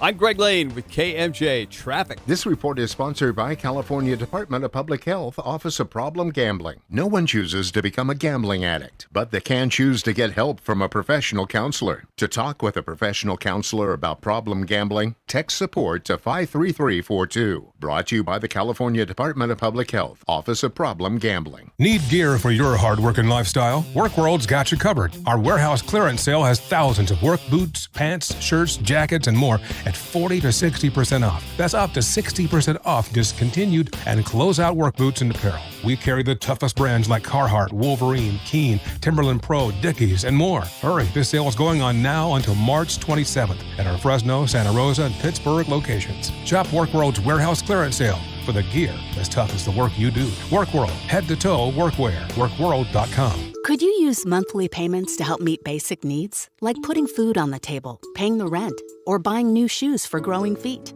Find out about Supplemental Security Income.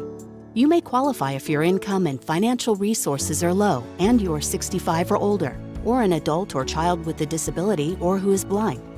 Call 1-800-772-1213 or go to ssa.gov/SSI. Produced by Social Security at U.S. taxpayer expense. Chris Daniel for PDA, the Pipkin Detective Agency, with the tools, experience, and knowledge to protect you, even when no one else can. You know it. Maybe you've even felt it. Law enforcement agencies are overwhelmed, and now the number of cops is dropping by the hundreds. Can they always be there when you need it? That's why I'd like you to consider privatized law enforcement with PDA. Privatized law enforcement. Having someone there when the cops can't be. The Pipkin Agency is staffed and ready to provide the protection, tracking, and all the manpower you need, whether it's standing by to keep the peace, domestic terrorism, enforcing court orders, retribution, threats, corporate espionage, or stealing proprietary property, even kidnapping or child abduction. Feel safe with Pipkin's privatized law enforcement. And if it gets physical, you can rest assured that PDA's dozens of agents can keep the peace and deliver those in question to law enforcement. Hire PDA today for privatized law enforcement. Fully licensed, bonded, and insured, staying always abreast of all the legal changes. The Pipkin Detective Agency. Find them at gopipkin.com. That's gopipkin.com. Hello, I'm Megan Velasquez with Valley Caregiver Resource Center and Program Manager of the Oasis Adult Day Program, designed to help those diagnosed with the many different forms of dementia. We're also here to support caregivers with the many challenges they face, because moments of joy and closeness can be overshadowed by frustration, anxiety, fear, and exhaustion. Dementia is ever-changing, not only for your loved one, but for you as a caregiver. In a community with many needs, there's one program that stands out for its support of seniors with dementia. The Oasis Adult Day program will assist you by providing supervised care for your loved one in a fun and social environment while giving you, the caregiver, a much-needed break. We're Oasis Adult Day program at Valley Caregiver Resource Center. We are affordable and compassionate and look forward to answering all of your questions at 559-224-9121. Thank you. Are the continuous rising energy bills crushing you? Want to pay less for your home's electricity and lock in that lower rate into the future? Your family deserves the best. And when it comes to powering your home, there's no better provider than Simply Solar. With Simply Solar, going solar has never been easier. From our expert consultants to our in-house installers and the best financing. No payments for 18 months. Take advantage of the solar tax credit before it's gone. Going with Simply Solar means more money in your pocket for the things that matter. Plus clean and renewable power to light up your home and family. Call now for a free consultation. For our Central Valley listeners, mention this radio ad for $1,000 off your solar system. Net metering ends in California on April 13th. Call Simply Solar at 559-892-1043 now. That's 559-892-1043. Simply Solar, keeping solar simple. 559-892-1043. Starting May 7th, 2025, you'll need a federally accepted form of identification, like a Real ID, to fly within the United States and visit friends and extended family members on military bases. So why wait to give yourself these real benefits? Get your Real ID by starting the application online, uploading the correct documents, and make your appointment at the DMV to finish the process. By applying for a Real ID now, it's one less thing to worry about later. Visit realid.dmv.ca.gov today. News Talk 580 and 1059 KMJ. It's a Friday, yay. And this is the afternoon drive. You can't tell I'm ready for the weekend. I'm E. Curtis Johnson. That is Philip Teresi there. We're talking about the Parents' Bill of Rights. This was something that the Republicans promised they would do if they were given control of the House. So, of course, Kevin McCarthy, Republican from Bakersfield area, as the new Speaker of the House, managed to keep his promise. And the Parents' Bill of Rights has passed the House. Now, here comes the pushback. Obviously, it's got to go through the Senate before it becomes a law. Already, Senate Majority Leader Chuck Schumer from New York has promised that the legislation would face a dead end, and he links it to extremist House GOP members who have hard-right MAGA ideologies, referencing, of course, former President Donald Trump. So already it's politicized. Already it's not about what's really in the bill. It's about whether it's, and I'm using air quotes, corrupted by President Trump. Now, getting to, Philip's going to explode here in a second because I can see his head nodding. Getting to the other sticking point, a lot of it is going to be about LGBTQ plus rights.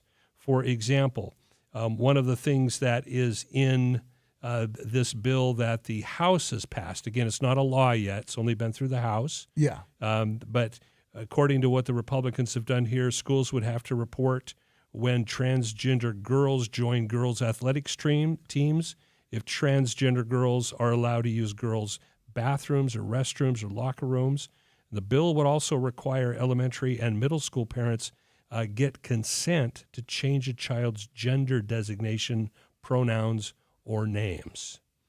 So this Bill of Rights is already running into major obstacles before it even gets to the Senate. I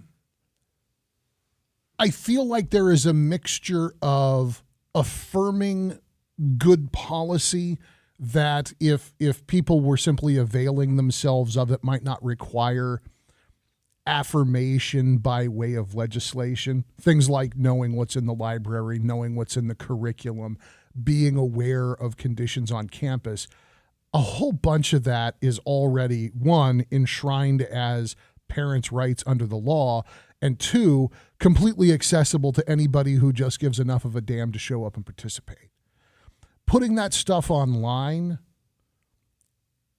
to my mind, is a matter of convenience, not just for the parents, but also for the school. If I have a question, did I hear that my kid's going to be reading Dragon Wings? Hop on the website, just take a look. Is that in there? Okay, you know what? I'm going to go back and look at the parental guide on that. I just can't remember. Well, you just saved the parent the trouble of emailing and waiting for a reply. You just saved a teacher, maybe an administrator, the trouble of typing up a response to a question that they probably get once a year. And anybody with half a command to Google gets the answer that they're looking for, can head on over to the website for the book or the curriculum item they're curious about and decide whether or not they think that's appropriate for their kid. I think that's great. I think it's a good idea to avail ourselves of technology to make that easier. I think it's very telling that what Kevin McCarthy introduced did not include the language about trans girls joining girls' athletic teams, trans girls using women's facilities, or this requirement for elementary and middle school kids to get parents' consent before allowing kids to change their names or pronouns. All that stuff came from Lauren Boebert, which I think lends itself to a tactical issue. Because if it comes from the performance artist caucus, the Lauren Boeberts, the Marjorie Taylor Greens, it makes it really, really easy for anybody on the left to go, oh, well, that's the crazy people. If it had come from Speaker McCarthy or any of the other adults in the room, of a caucus of 222, that slim majority that they have, about 215 of those people are viewed as responsible adults. There's really only 5 or 6 that come off as jackwagons, and Lauren Boebert's one of them.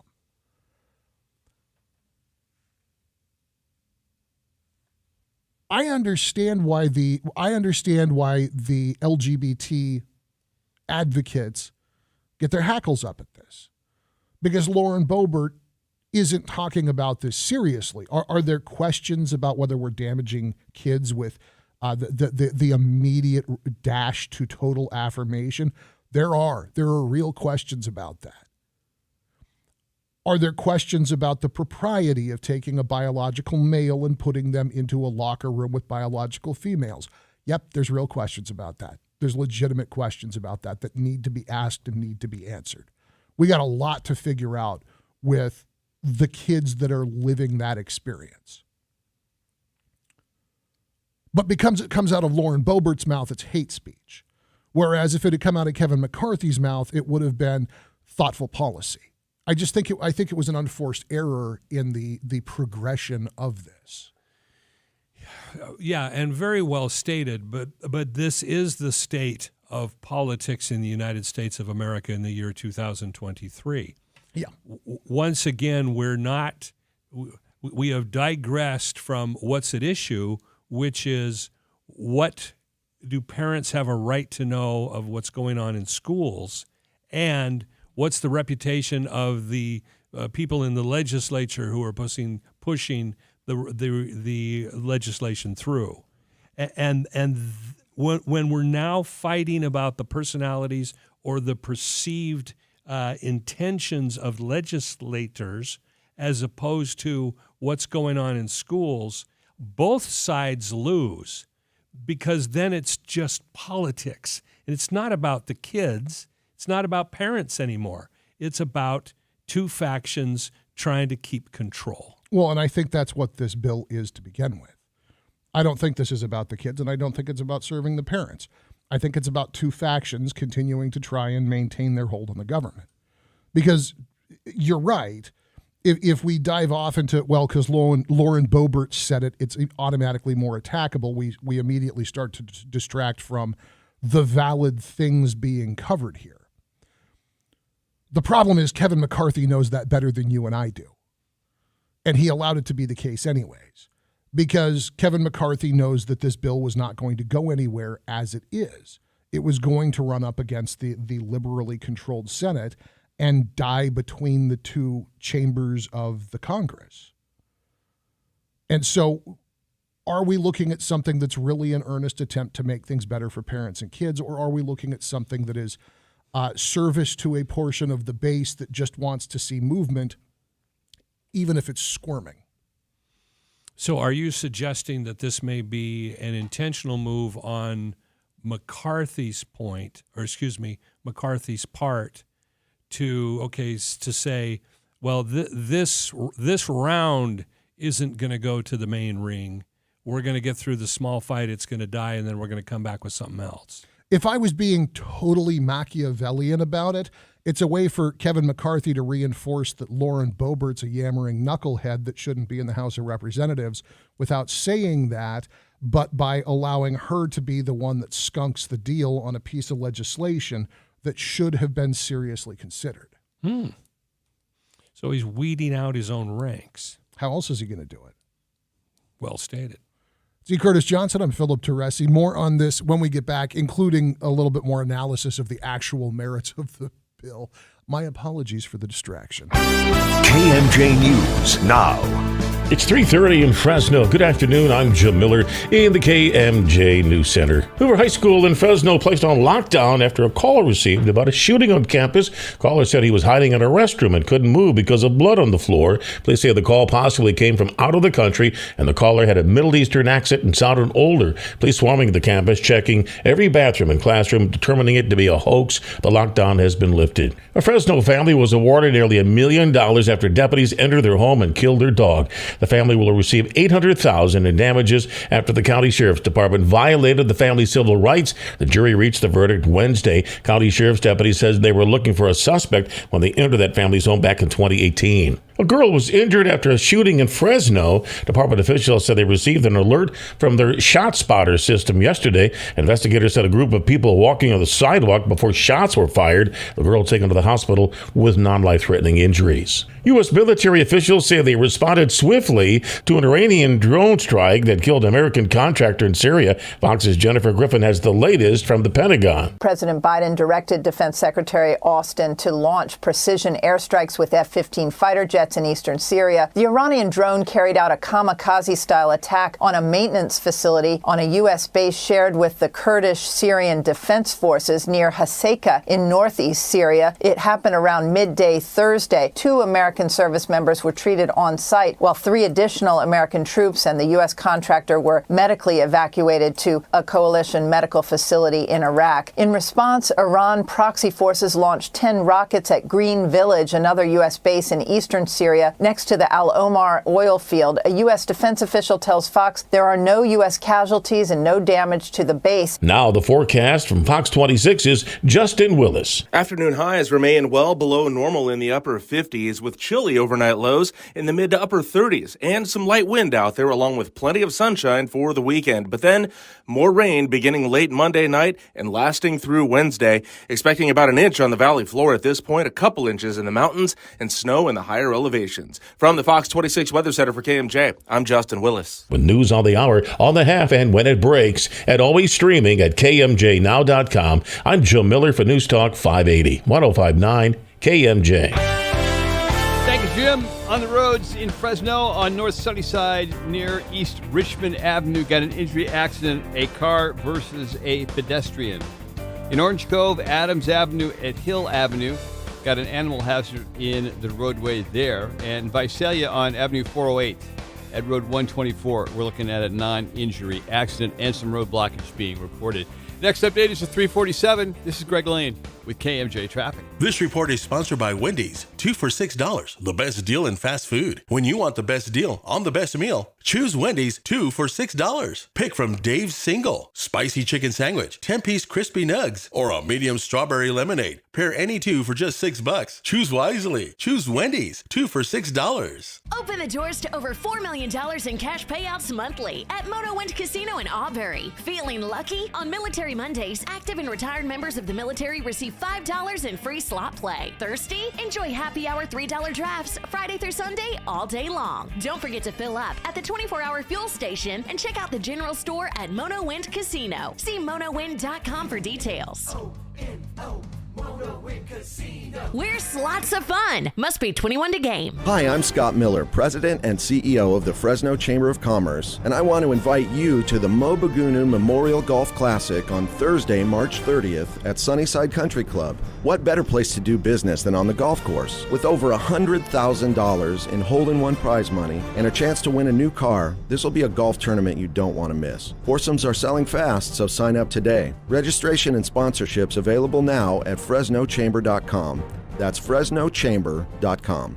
Cashback is not available on gas in New Jersey and Wisconsin. John, what are you doing? Get in my car. Why are you walking to work? Thanks, man. It's these insanely high gas prices. They are draining my bank account. I can't afford to drive anymore. Dude, don't walk. Just do what I do, because I never pay full price for gas anymore. I use the free Upside app that pays you cash back for every gallon of gas you buy. Wait, you're telling me you get paid cash when you buy gas with the Upside app? Yes, I get real cash back every time I buy gas. Does that actually add up to anything? I'll make around $200. Wow, that's serious extra cash. I'm downloading the free Upside app now. Download the free Upside app now to earn real cash back every time you buy gas. Use promo code SMART for an extra 25 cents a gallon bonus on your first tank. That's promo code SMART. You can cash out anytime right to your bank account, to PayPal, or an e-gift card for Amazon and other brands. Just download the free Upside app and use promo code SMART for a 25 cents a gallon bonus on your first tank. That's code SMART. This report is sponsored by Bank of America. Bank of America has powerful digital solutions for local and global businesses, so you can make every move matter. Visit bankofamerica.com/banking for business to learn more. Bank of America, N.A. Copyright 2023. Got a cybersecurity problem? For security breaches, network penetration testing, regulatory compliance, and incident response. Breadcrumb Cybersecurity. Breadcrumb. Because evidence is everywhere. KMJ's Afternoon Drive with Philip Teresi and E. Curtis Johnson. That would be us. It is News Talk 580, 105.9 KMJ. My name's E. Curtis. Philip Teresi is here. This is an interesting discussion that we're having, and one, well, laden with a few minds. You could step on a couple of people's thoughts and feelings on this subject because it is so emotionally charged. Oh, yeah. We're talking about the Parents' Bill of Rights, which has passed the House, not a law yet, but the bill's gone through the House. Now it's got to go through the Senate. And when you've got guys like Senate Majority Leader Chuck Schumer, who, quite frankly, I find one of the biggest annoying troublemakers in the history of America. But I digress. So that aside, you've got the issue of parents wanting to know what the curriculum is, what the school schedule is, and I don't mean what time school classes start, that sort of stuff, but everything. Parents want to know everything that's going on in schools. Yeah. Because the perception from a conservative viewpoint is that there's a lot of shenanigans happening in schools. The teachers, the curriculum, administrators, political parties are taking over schools and shoving things down people's throats. That's the perception. I'm not saying that's necessarily the truth, but we don't have a clean slate here. We've got a dirty, muddied up conversation that's still laden with tons of emotion and accusation, and that makes it hard to get to what the facts really are.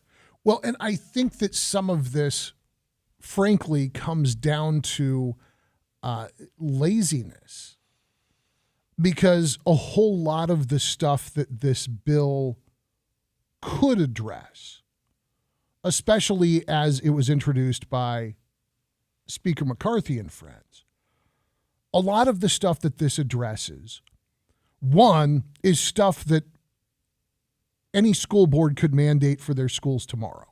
They can make it a matter of policy tomorrow. Are there some budgetary hurdles to a couple of these things, like digitizing curriculums and reading lists and a comprehensive list of what's in the library? Yeah, there's cost associated with that, but there's cost associated with doing anything. So let's be adults and decide whether or not it's worth the cost.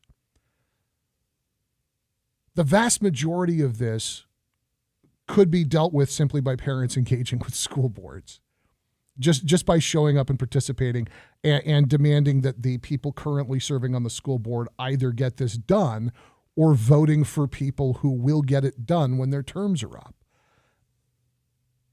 So some of this is a little silly to me because we already had the mechanisms in place to accomplish the vast majority of what's here.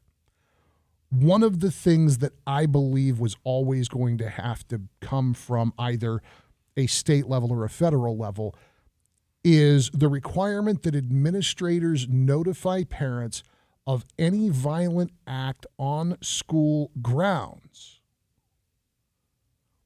Not just a once a week notification. Hey, we've had a tough couple of weeks here at, Bob and Tom High School, and we wanted to let you know it's really important that your kids not participate in bullying. So don't reshare mean stuff on social media, Tigers.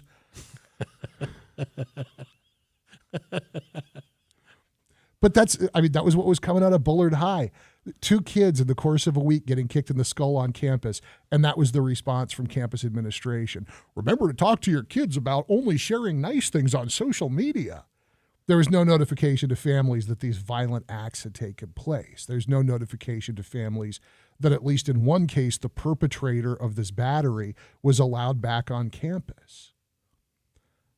That kind of information should be available to parents. It should be a matter of routine that information is shared. Because we're talking about my child's safety. We're talking about the safety of the campus. And when you have an administrative tradition that errs on the side of secrecy, you're denying families the opportunity to make an informed decision. Okay, so there's another thing there that I think you and I could agree upon. But let me throw this out there. Yeah. We've got so far down the road with the U.S. Department of Education. I mean, school boards used to be a local matter. Yeah. I mean, education was about what community standards, whatever that community may be. Yeah. But we invited the federal government into it. We've got the federal government in our living room, essentially, at dinner conversations about what happened at school today, little Johnny. And so what if, and here's what I want for Christmas, Santa, if you're listening, is the real solution to all of this eliminating the U.S. Department of Education? Now, let's not get into the weeds of whether or not we can extract the federal government from it right now. But just in theory, let's forget about the practicality of it. Bring it back to local control, period, full stop. Yes, if we allowed local communities to make their own decisions about some of these issues, and we could decide it amongst ourselves without idiot politicians in Washington, D.C. meddling it up. Yes, that would help. And I would argue that 75% of this does actually already exist in the purview of local control. Local control just defaults to Department of Education or California State Department of Education guidelines because trustees are too busy patting themselves on the back to create unique policies that meet these needs on a district-by-district level. I follow you. So there is nothing as far as I'm aware, there is nothing at any level of education code, state, federal, or county, that would prevent schools from posting curriculum, that would prevent schools from posting reading lists to kind of accompany the curriculum. Putting up a list of library books is probably just a matter of getting a borrowing system online anyways. All of that inventory, I'm certain, is managed electronically and has been for a decade in most schools. The school's budget, posting it electronically would be helpful. A lot of them are actually already available electronically. It's just tough to Google stuff when it's not fun. If you're not looking for cat pictures, all of a sudden you got to really think about what it is you're looking for. But all three of our big local school districts, you can get their budgets online. When you start getting into questions about child identity protection, stuff like that, I think that the existing guidelines are helpful. They're a useful thing for the kids.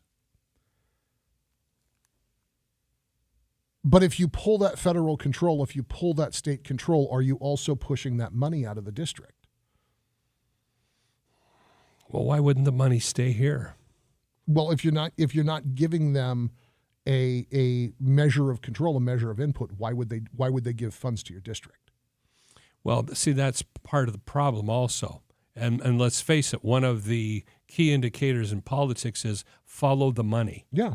When you're expecting the federal government to pay for things also, now they have control of things. Yes.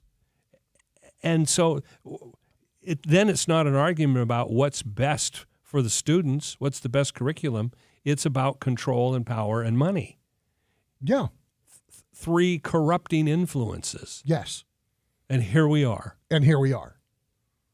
This is why Fresno High School ends up in the paper because somebody crimped a bottle rocket engine, blew it up in a stairwell, gave a teacher a concussion or at least an earache. We find out that administration refers to that stairwell as the baby-making area. Let me say that again for those of you in the audience who are parents with children in the Fresno Unified School District. There is a hallway and stairwell at Fresno High School that the administration calls the baby-making area. People have been begging for campus security, for hall monitors, for cameras for years.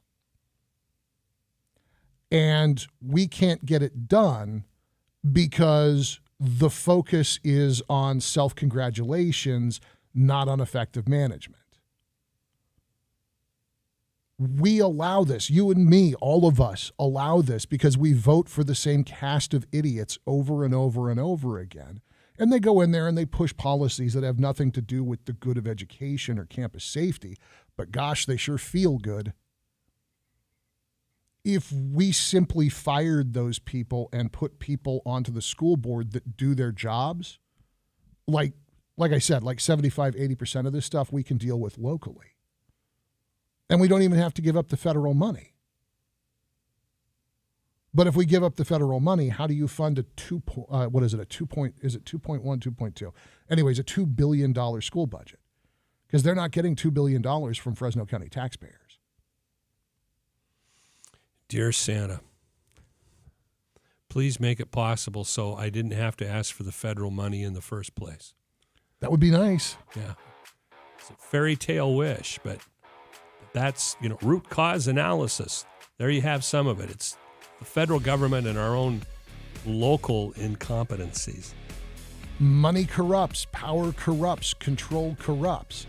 Why would we tell you what's happening in schools if it tells you that we aren't actually educating and protecting your kids? Yep.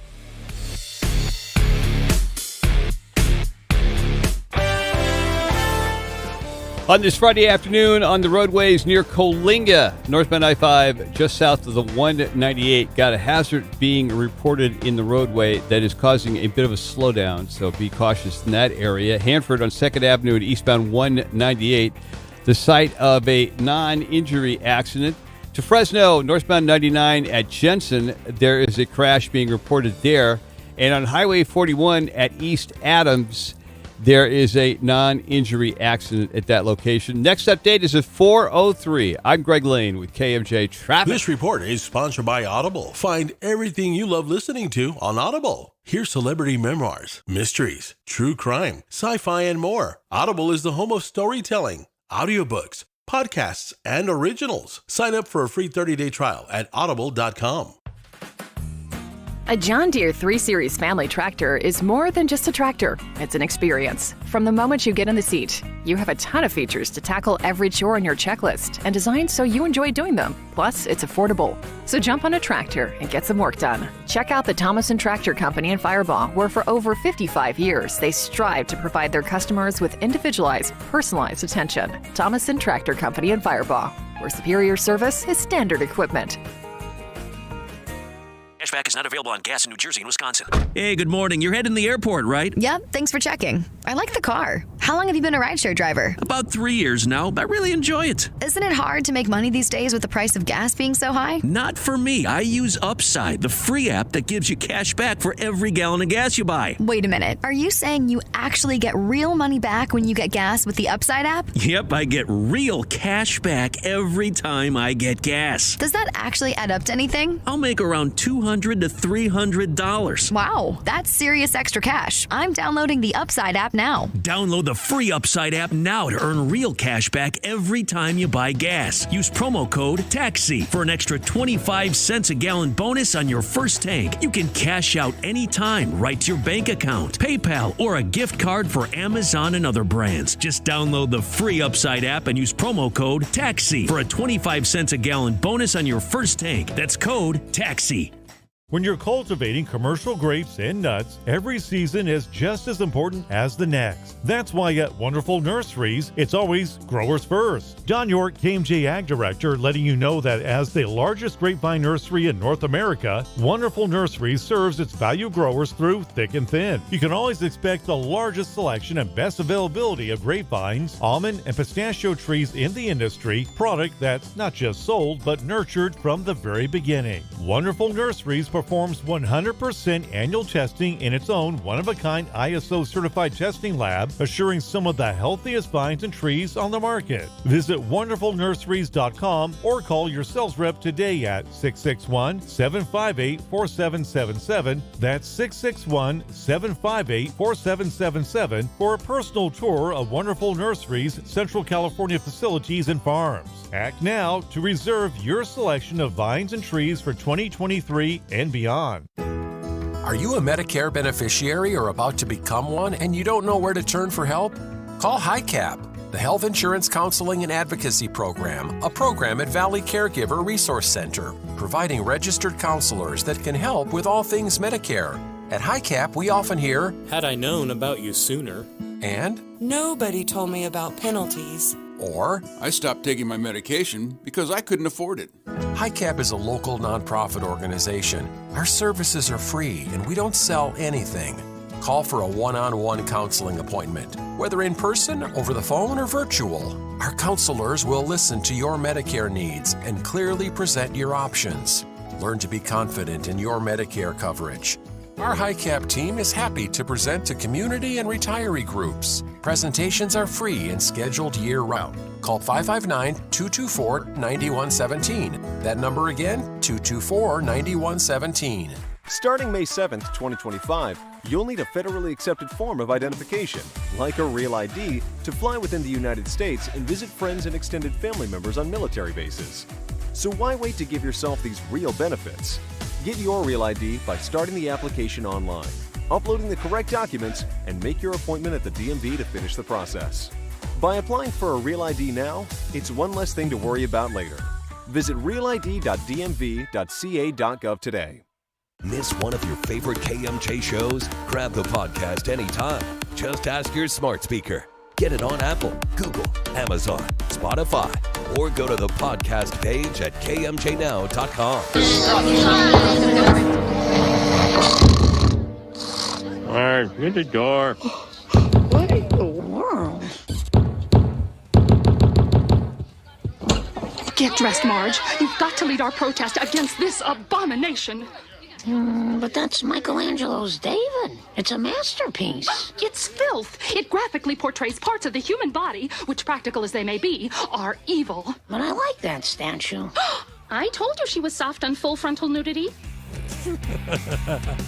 Yeah, Marge Simpson. What a trash monger there. It's News Talk 580 and 105.9 KMJ. This is the Afternoon Drive. I'm E. Curtis Johnson. That is Philip Teresi. The number of times that life imitates art, and particularly in relation to The Simpsons. The number of societal trends that The Simpsons have predicted is outright scary. Oh, yeah. So there we have, I don't know what year that is from, because I think The Simpsons have been on the air since like the Lincoln administration, haven't they? long time. Many moons, yeah. Many moons. Anyway. 35 years? Yeah, that sounds about right.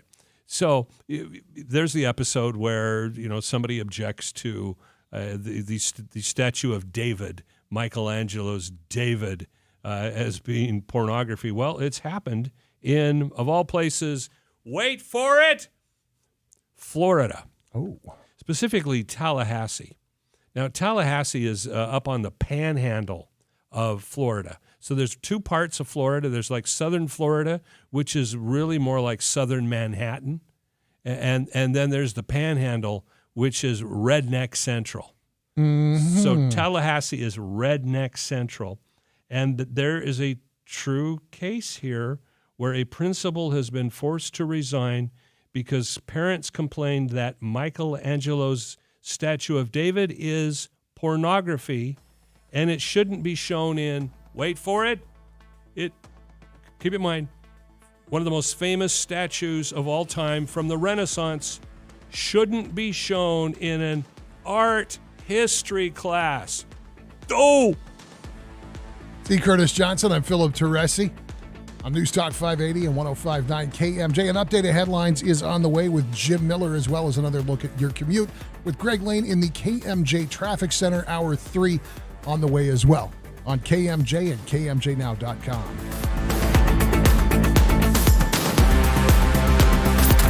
Missed part of the show? Get the Afternoon Drive podcast at KMJNow.com or by searching KMJ's Afternoon Drive in Amazon Music or Stitcher. Mark Saturday, March 25th for the Tesoro Viejo Community-Wide Open House. To celebrate our Gold Award as the nation's Community of the Year by the National Association of Home Builders, we're inviting you to join us Saturday, March 25th from 11 a.m. to 3 p.m. Come tour all our amenities, enter to win prizes, enjoy food trucks, and see 17 model homes from our 3 acclaimed builders. Located at Highway 41 and Avenue 15, minutes north of River Park. For more, visit TesoroViejo.com. Come on. Hey there, Charlie. You look down. What's up? That steam cleaner's busted. Again. Jeez, I don't know what you plan to do, but you need to get it fixed right this time. Thought we were getting it fixed right the last time. Well, have you tried calling A&E? Well, I didn't buy it from A&E. Doesn't matter. A&E can get it fixed, no matter where you got it. From what I heard, they're the best. Oh, good to know. Hey, call A&E. They'll get out here and get us back up and running right away. And maybe it's time to get a new steam cleaner. Go by there and get a look at their selection. A&E Pressure Washers on the 99 between North and Cedar, just south of Kuchenbecker Tractor. Look for the big blue sign. For water recycling systems, steam cleaners, and of course, pressure washers, give A&E a call at 275-3891 or visit aefresno.com. And for your service needs, no matter where you bought it, call A&E at 275-3891. 275-3891. His name was Mike McGarvin, or Papa Mike, as he was affectionately known on the streets. That's where you'd find him back in the early 1970s, serving peanut butter sandwiches to the homeless and hungry from his car, always with a warm smile and a compassionate ear. From these humble beginnings, Poverello House was born. And this year, as we mark our 50th anniversary, you can see how much has changed. We now serve over 3,000 meals every day. And thanks to your support, Poverello House provides a full range of other assistance, from emergency shelter to social services. But some things haven't changed, like Papa Mike's legacy of treating all people with dignity as they follow their path out of homelessness, what we call a journey of hope. With your support, Poverello House can continue to help individuals and families on that journey. To donate or volunteer, go to poverellohouse.org. Can you make the payment? Of course you can. $325, $350, $375 a month. Get to own a car, where only one question matters. Can you make the payment? Choose from hundreds of cars, trucks, and SUVs. And with Own a Car's no score, no more. Valley car buyers are getting approved, and most approvals are given within 30 minutes. Can you make the payment? What are you waiting for? Just bring your pay stub and ID. Own a Car Fresno. Home with a 500 down sales events. Blackstone and Bullard, or at ownacar.com. Ownacar.com. Ever wonder why your business doesn't show up on online search maps, but your competitors do? It's hundreds of things. Things that Cumulus Boost can identify and fix. And that's how we boost your findability. CumulusBoost.com. CUMULUS Boost.com. News Talk 580 AM, 1059 FM, KMJ, Fresno, a Cumulus Media station. KMJ. 4 o'clock in Fresno. Good afternoon. I'm Joe Miller in the KMJ News Center. Fresno police investigating after Hoover High School got a threat to campus safety. Fresno Unified trustees and police say a call came from a number with a non-local area code today. The school on East Barstow Avenue and North 1st Street briefly went into lockdown at about noon. Officers arrived to check out the campus, classrooms, and the gym and pool area. Police say so far nothing was found. Nobody was hurt. The lockdown was since lifted. Parents able to pick up their children at this time. Governor Gavin Newsom in Yolo County today visiting a water project and spending time with an almond and rice farmer in the Dunnigan Hills. Newsom making an announcement on the state's drought policies. Are we out of the drought? Is the drought over in the state of California? And what I want to affirm your instinct that it should be, it feels like it is and continues to be complicated. Sequoia and Kings Canyon National Park officials assessing the damage from the recent atmospheric rivers. Public meeting set to take place tonight at the Santa Teresita Youth Conference Center in Three Rivers. That'll start at 6. Officials will give an overview of the storm damage and the impacts made on communities and public access. The meeting will be in person, but residents can also join virtually on Microsoft Teams. House Republicans made good on a campaign promise to pass a Parents' Bill of Rights and give parents more say in their child's education. Fox's Jeff Bonoso reports. The vote 213 to 208 as the House passes the Parents' Bill of Rights that would give parents the right to know what's being taught in schools, to see reading materials, and to be updated on any school violence. Today was a win for every mother, every father, but most importantly, for every student in America. Republican House Speaker Kevin McCarthy, opponents say the bill does nothing to help schools, kids, or parents. It now goes to the Democratic-controlled Senate, where Majority Leader Chuck Schumer has promised the Parents' Bill of Rights faces a dead end. Jeff Manasso, Fox News. Now the forecast from Fox 26 is Justin Willis. Afternoon highs remain well below normal in the upper 50s with chilly overnight lows in the mid to upper 30s and some light wind out there along with plenty of sunshine for the weekend. But then more rain beginning late Monday night and lasting through Wednesday. Expecting about an inch on the valley floor at this point, a couple inches in the mountains and snow in the higher elevations. From the Fox 26 Weather Center for KMJ, I'm Justin Willis. With news on the hour, on the half, and when it breaks, and always streaming at KMJNow.com. I'm Joe Miller for News Talk 580, 1059 KMJ. Thank you, Jim. Right now on northbound 99 Shaw Avenue, we got a vehicle stopped in the middle lane. This is causing a slowdown and obviously a hazard. So if you're in that area, look for and plan to slow down. Also on southbound 99 at Jensen, we got a hazard being reported. Southbound 99 at the off-ramp of Jensen, there is another problem there as well. So Jensen and Shaw on northbound 99, both places where there are hazards. In Hanford, 2nd Avenue and eastbound 198, a non-injury accident being reported. And Coalinga, northbound 95, just south of the 198, got some problems in the roadways there. Caution advised. Next update, 417. I'm Greg Lane with KMJ Traffic. That cruiser is pure gold. Right you are, Daddy-O. Chuck Chansey Gold. It's the $600,000 Cruisin' Camaro giveaway. There are winners every day, February 27th through April 28th. Only at Chuck Chansey Gold Resort and Casino. KMJ's afternoon drive continues right now. Here's Philip and E. Smart Line with our local Emmy Award-winning host, Kent Brockman. Is it a masterpiece or just some guy with his pants down? That's our topic tonight on Smartline. Now, Mrs. Simpson, why are you against this statue? I'm not. I think everyone in Springfield should see it. Wait a minute. Aren't you Marge Simpson the wacko? If you just joined us, we used the Simpsons bit there because, once again, it's art imitating life.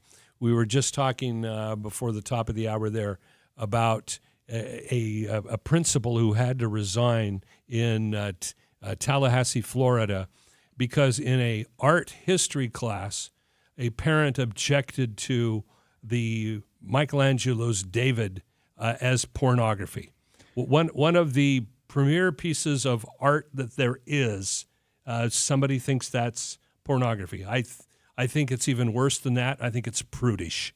and prudish is just ignorance out of control. Yeah. But nonetheless. Now, along that same line, let's kind of segue into the next subject here. So my first introduction to social media was, I want to say was it 2008, 2009? I can't remember the exact year, but it was when Facebook first came out. And somehow MySpace had been around for a long time before that. But Facebook was what really got us mainstream. And my family at the time, which was my wife and my 3 boys, were all into Facebook. And I was extremely disgusted to regularly, come home and find every member of my house, on a computer.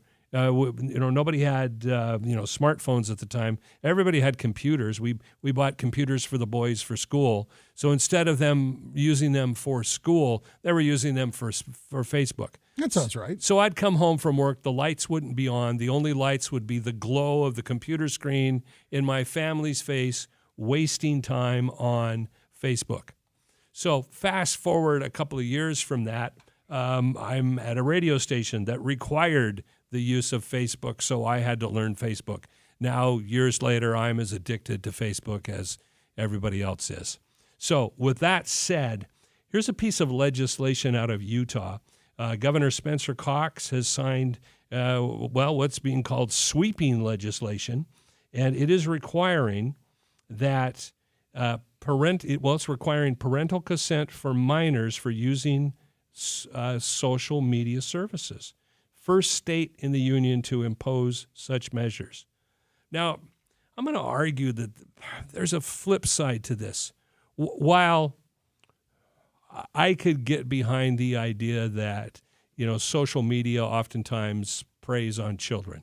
I mean, to me, TikTok is the most insidious, mind-numbing, stupid form of communication ever invented. But that's an old man speaking. But here's the rub for me. Yeah. When we've reached the point where in order to solve a problem, perceived or reality, when government has to solve it for us, we've already lost. Because at what time does government really efficiently or effectively solve anything other than criminal acts? Do we really need government regulating what should be decisions made under somebody's household? That's the question. My answer to that question is a question. All right. What is the acceptable number of children's lives ruined to allow before we say either we have evolved to a point where we now know how to teach our children to manage this, or our children should not use this? How many kids' lives should be ruined before we say, okay, you know what, actually this isn't helping? I so hate it when you catch me in my own trap. Well played. All right, let me answer it this way.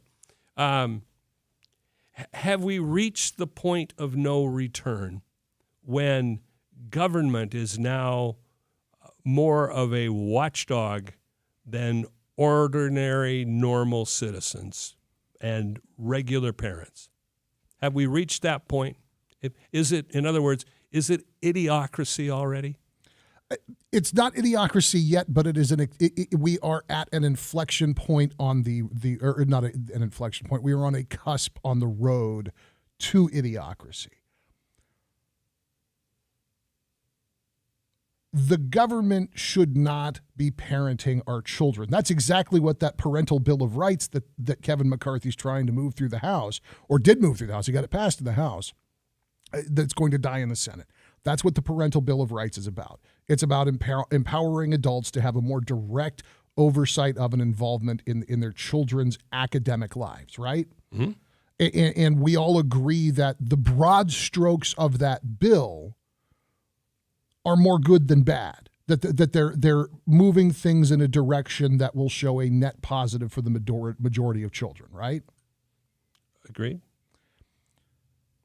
There is no aspect of life that is improved by social media in the long run. I would disagree, but continue. The fact that in the state of Utah, there is a belief that the government needs to get involved speaks to, once again, in my opinion, laziness and a failure of curiosity. When you go and you buy an iPhone, and I know your boys are all grown now, so that this is no longer your problem, but you can imagine chatting with one of your sons about this as the grandkids start to get to an age where, Dad, can I have an iPhone? And it's something that I have to think about because I've got a 15-year-old running around with a phone on my account. Okay. iPhones in particular, but most smartphones, especially the iPhone and Android, have really robust parental control options. And the big cell phone providers offer fairly robust parental control stuff for the service end of your contract. If you understand how an iPhone works and if you understand the options available to you through Verizon or AT&T, you can limit who your kid talks to, you can limit what websites they visit, you can limit what applications they install, and you can get immediate real-time notifications if certain language or images or websites appear on your child's device. That all exists right now. Okay. All under the purview of American capitalism. It's all there. Okay. It all exists right now. Gotcha. You can absolutely monitor your kids' online behavior, and you can absolutely monitor what websites they visit, what apps they use, all of that. It is entirely possible.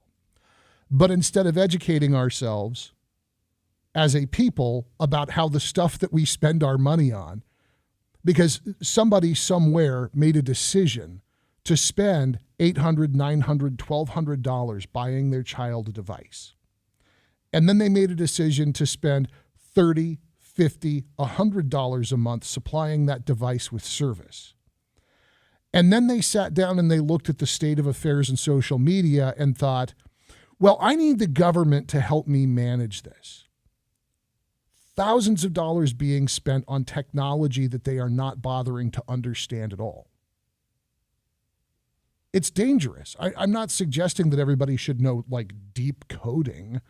I'm suggesting that knowing how parental controls work would behoove you. If you're going to spend $1,200 on a phone, why not know enough about how it works that you can keep your kid from getting to porno or Facebook?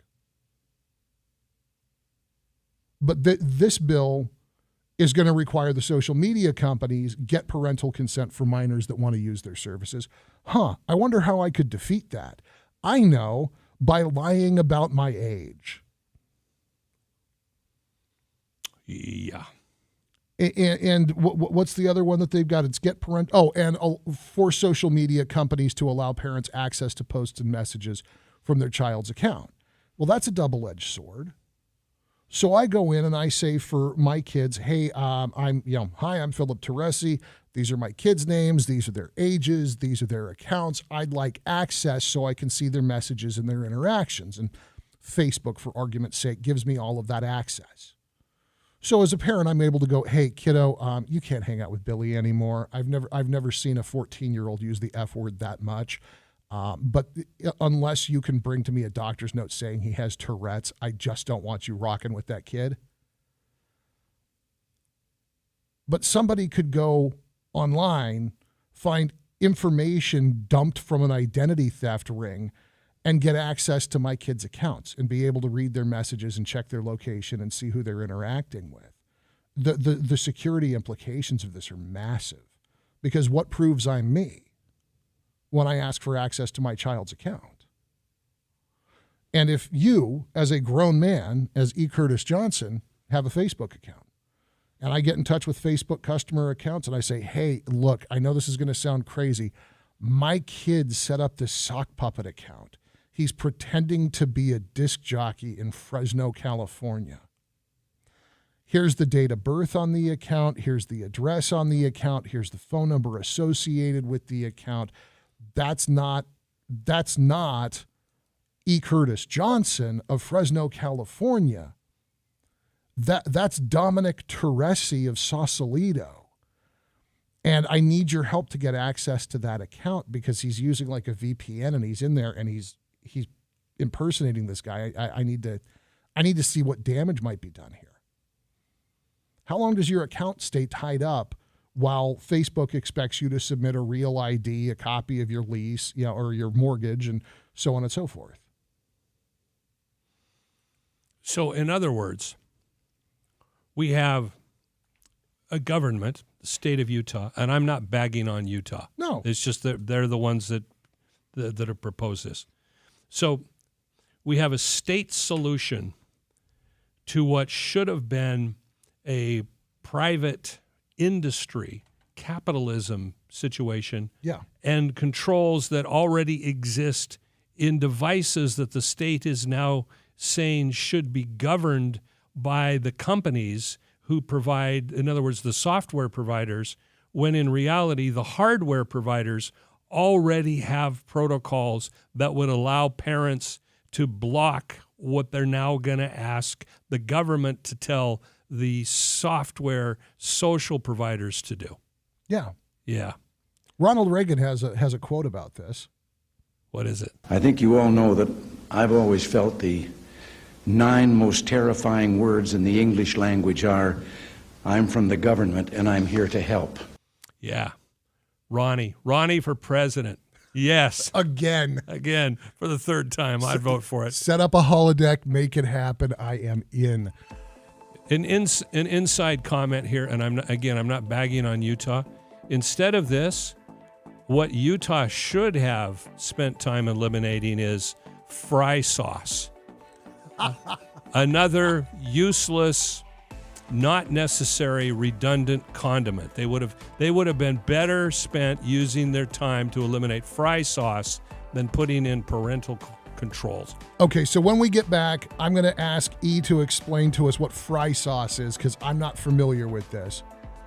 And I want to talk about the other side of this coin, this problem that Utah is trying to solve and what the good news is, because there is good news here. Okay, let's do it. It's the Afternoon Drive at News Talk 580 AM, 105.9 FM, and online, kmjnow.com. Friday afternoon traffic showing itself to be kind of backed up on the 180 heading into northbound 99. Same thing heading into northbound 41. So look for some slowdowns in both those areas. Southbound 99 at Jensen. Got a hazard in the roadway causing some slowdown there. Then northbound 99 at Shaw. Got a no details hazard. We're looking into finding out what's going on there. Northbound 41 at East Adams. Non-injury accident. And in Hanford on 2nd Avenue to eastbound 198, cleaning up from a non-injury accident. Our next update is at 4:33. Greg Lane with KMJ Traffic. Hey, CG here. Coming up on my program Saturday morning, KMJ Ag Director Don York, boxing expert Derek X, and from the Daily Beast, entertainment critic Nick Shager. The CGP, 10 a.m. Saturday morning here on News Talk 580, 105.9 KMJ.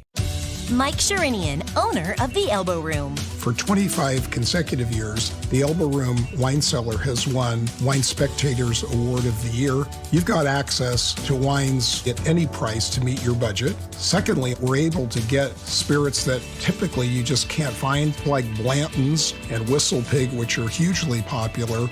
They make barrels of whiskey just for The Elbow Room. At The Elbow Room, you can pair those wines and spirits with our incredible menu of 14 mouthwatering seafood and shellfish options, from Alaskan halibut to Australian lobster tail and more. Or treat your palate to our decadently delicious, temptingly tender, dry-aged beef. Great taste is served at The Elbow Room. So if you're a whiskey or distilled spirits connoisseur, and if you want artisan tequila, we have unbelievable items. You're just not going to see them anywhere. The Elbow Room in Big Garden Village. Call 227-1234 to make your reservations.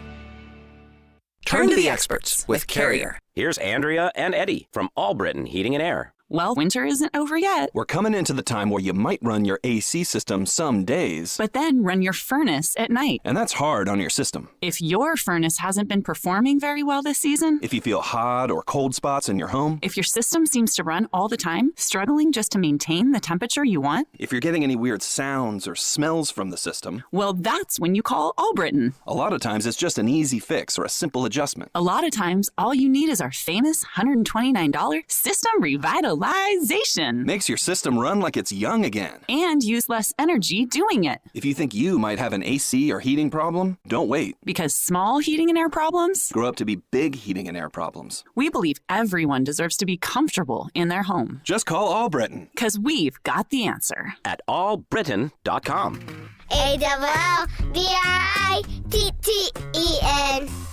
Are the continuous rising energy bills crushing you? Want to pay less for your home's electricity and lock in that lower rate into the future? Your family deserves the best. And when it comes to powering your home, there's no better provider than Simply Solar. With Simply Solar, going solar has never been easier. From our expert consultants to our in-house installers and the best financing. No payments for 18 months. Take advantage of the solar tax credit before it's gone. Going with Simply Solar means more money in your pocket for the things that matter, plus clean and renewable power to light up your home and family.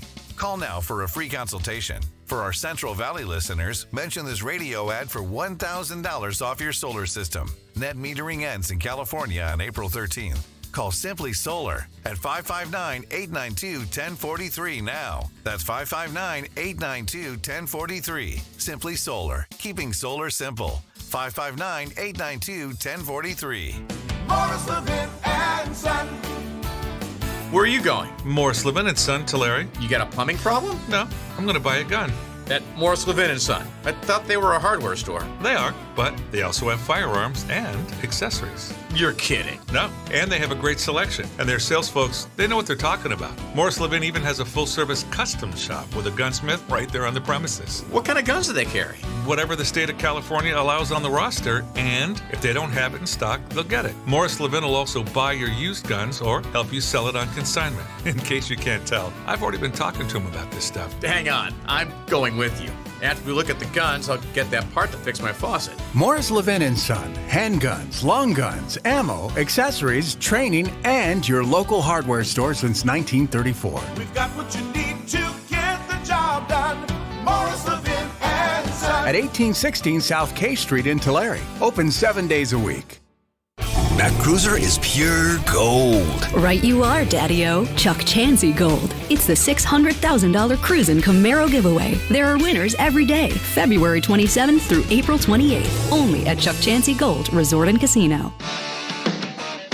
News Talk 580 and 105.9 KMJ. This is the Afternoon Drive. I'm E. Curtis Johnson. This is Philip Teresi. This is the end of the third week for me here. It's been a lot of fun. Everyone has been so kind, and I appreciate the feedback. If you have not learned already, I am a very small government guy. Yes. I want government as small as the minds of the people in government.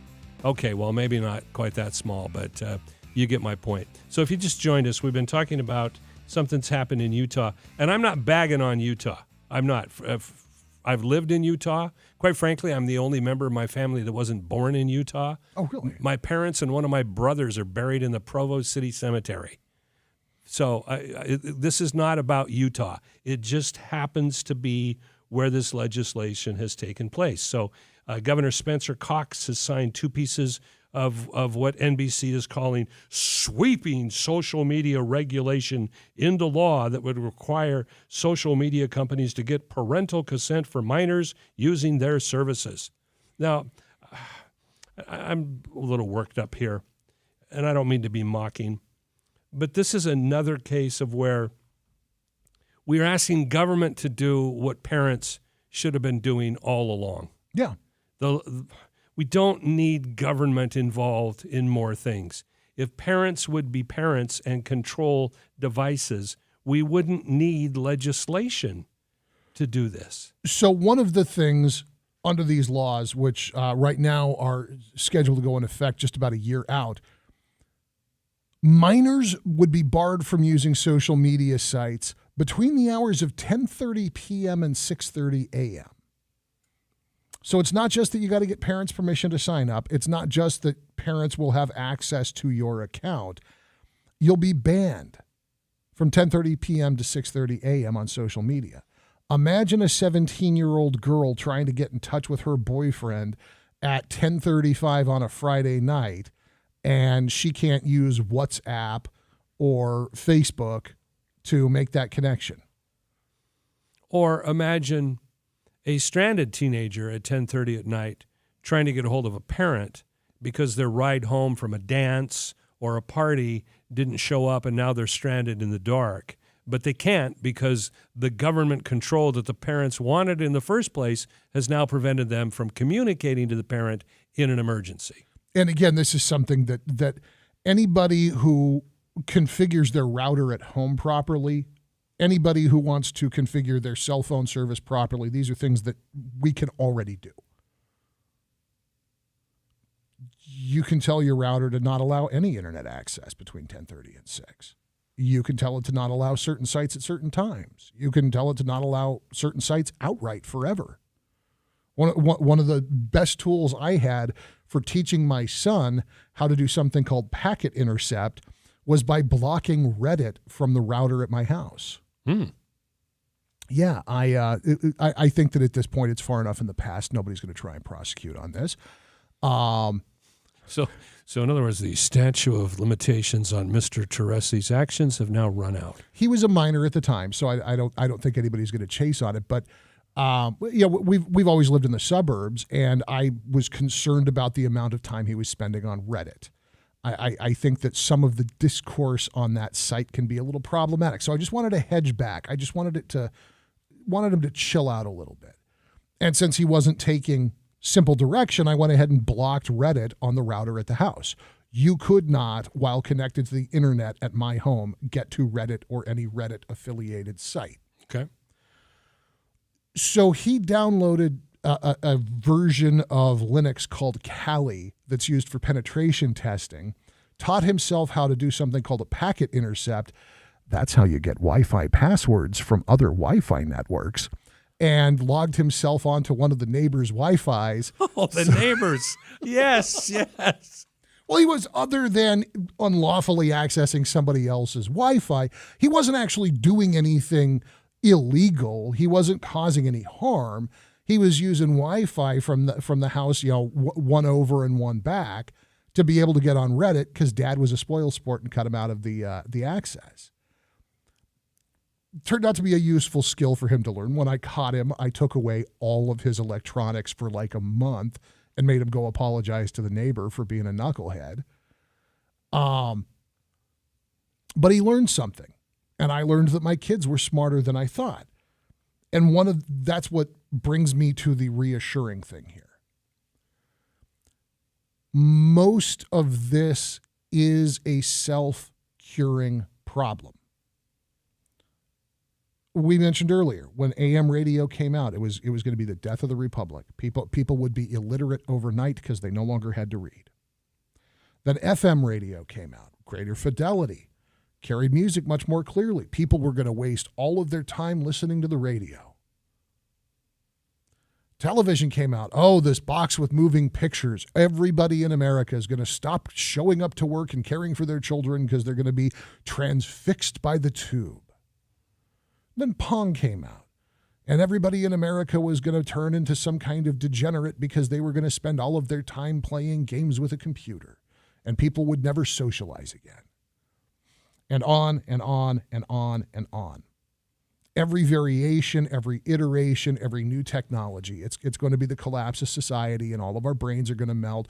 And by the way, every single one of these pieces of technology is going to kill AM radio. If you haven't heard, from the newspaper to FM radio to VCRs to vinyl records to the iPod, AM radio's dead and over with, don't you know?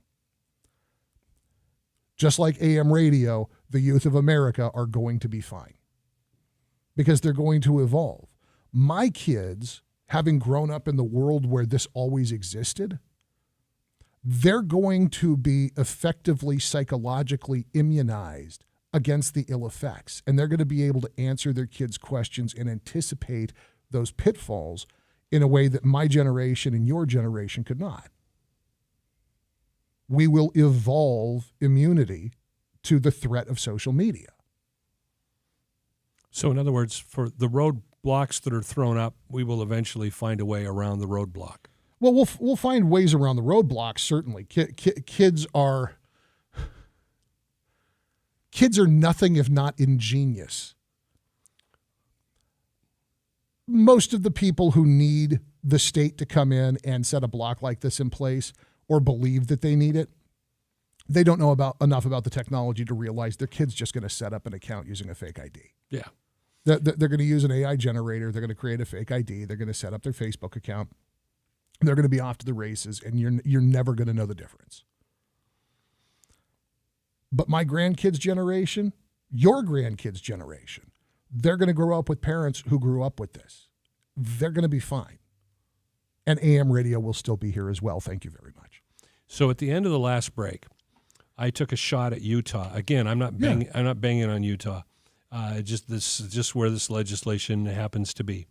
So I suggested instead of passing legislation that doesn't need to be passed because there's already protocols in place to prevent what the legislation may or may not do, if it's passed, rather than doing that, they ought to eliminate and work on a real Utah problem, which is fry sauce. What is fry sauce? Fry sauce is a Utah thing. It is 50% mayonnaise and 50% ketchup that is sold mixed together. You can buy fry sauce. So rather than buying mayonnaise and ketchup, which are both really, really cheap commodities, you can buy them already mixed. That good red blood American capitalism has now figured out a way of taking two basic commodities, creating a specialty item, and charging more for it than the two items used separately. Now you're paying and using for something that you could have made yourself, but now you're dependent upon because someone has sold you on the idea that somehow you could have never made fry sauce on your own. You must buy it from some other entity. Is the market for this people who are like in a hurry on the go, I know the kids are going to like this, and so I can just grab it and out of the fridge? Or is the market for this people who don't know that it's just ketchup and mayo? It's the market for people who don't know that it's just ketchup and mayo, which again is my point. We don't need we don't need a law that tells parents, tells a product to do what parents should be doing. That's the bottom line. Having kids is hard. When you invite the government into your life like this, they find other reasons to stay. We shouldn't invite them in the first place. By the way, fry sauce is also excellent on deep fried pickles, which is another Utah thing. Deep fried pickles are really good. And in fry sauce, delish. KMJ News now. It's 4:30 in Fresno on your Friday. Good afternoon. I'm Joe Miller here in the KMJ News Center. Speech-language pathologists within the Fresno Unified School District getting a pay raise. The Fresno Teachers Association and School District announcing they've agreed on salary increases for credentialed speech-language pathologists. If the district hires at least 27 speech pathologists by June 30th of 2026, a pilot salary schedule that went into effect in February will become permanent. The district superintendent says they want to attract and retain the best professionals for students. California officials end some of the state's water restrictions after a surge of wet winter weather. Kristen Goodwin has the details. California Governor Gavin Newsom eases water restrictions, including no longer asking residents to voluntarily cut water use by 15% and requiring water agencies to impose reductions. The conditions have radically changed throughout the state. 12 recent atmospheric rivers helping to replenish reservoirs. But not enough in places like Klamath and around the Colorado River Basin to call for the end of the drought in California. Noting millions rely on groundwater supply and the Colorado River Basin is still in a drought. But California's Department of Water Resources now expects to deliver 75% of requested water supplies, up from 35% announced last month. Kristen Goodwin, Fox News. China Peak was scheduled to open today after it lost power to the ski lifts because of a building collapse. This morning, China Peak CEO says too much snow to move, not enough equipment. They're trying to get ready for tomorrow. The resort had to close March 19th after heavy snow caused a non-public structure near Buckhorn to collapse, taking out power to the lifts. Now the forecast from Fox 26 is Justin Willis. Afternoon highs remain well below normal in the upper 50s with chilly overnight lows in the mid to upper 30s and some light wind out there along with plenty of sunshine for the weekend. But then more rain beginning late Monday night and lasting through Wednesday. Expecting about an inch on the valley floor at this point, a couple inches in the mountains and snow in the higher elevations. From the Fox 26 Weather Center for KMJ, I'm Justin Willis. With news on the hour, on the half, and when it breaks, and always streaming at KMJNow.com. I'm Joe Miller for News Talk 580, 105.9 KMJ. Thank you, Jim. In Fresno right now, another problem at northbound 99 at Adams. This time around, it is a hit-and-run non-injury accident. Southbound 99 in Selma at Mountain View, we got an injury accident there. In Madera, a couple of problems. First of all, northbound 99 between Avenue 12 and Gateway, got a hazard causing a slowdown in the middle lane. And then northbound 99 at Avenue 7, a non-injury accident. In Los Banos, westbound 152 at Romero Visitor Center, looks like there's a hit-and-run non-injury accident there. Next update, 447, Greg Lane with KMJ Traffic.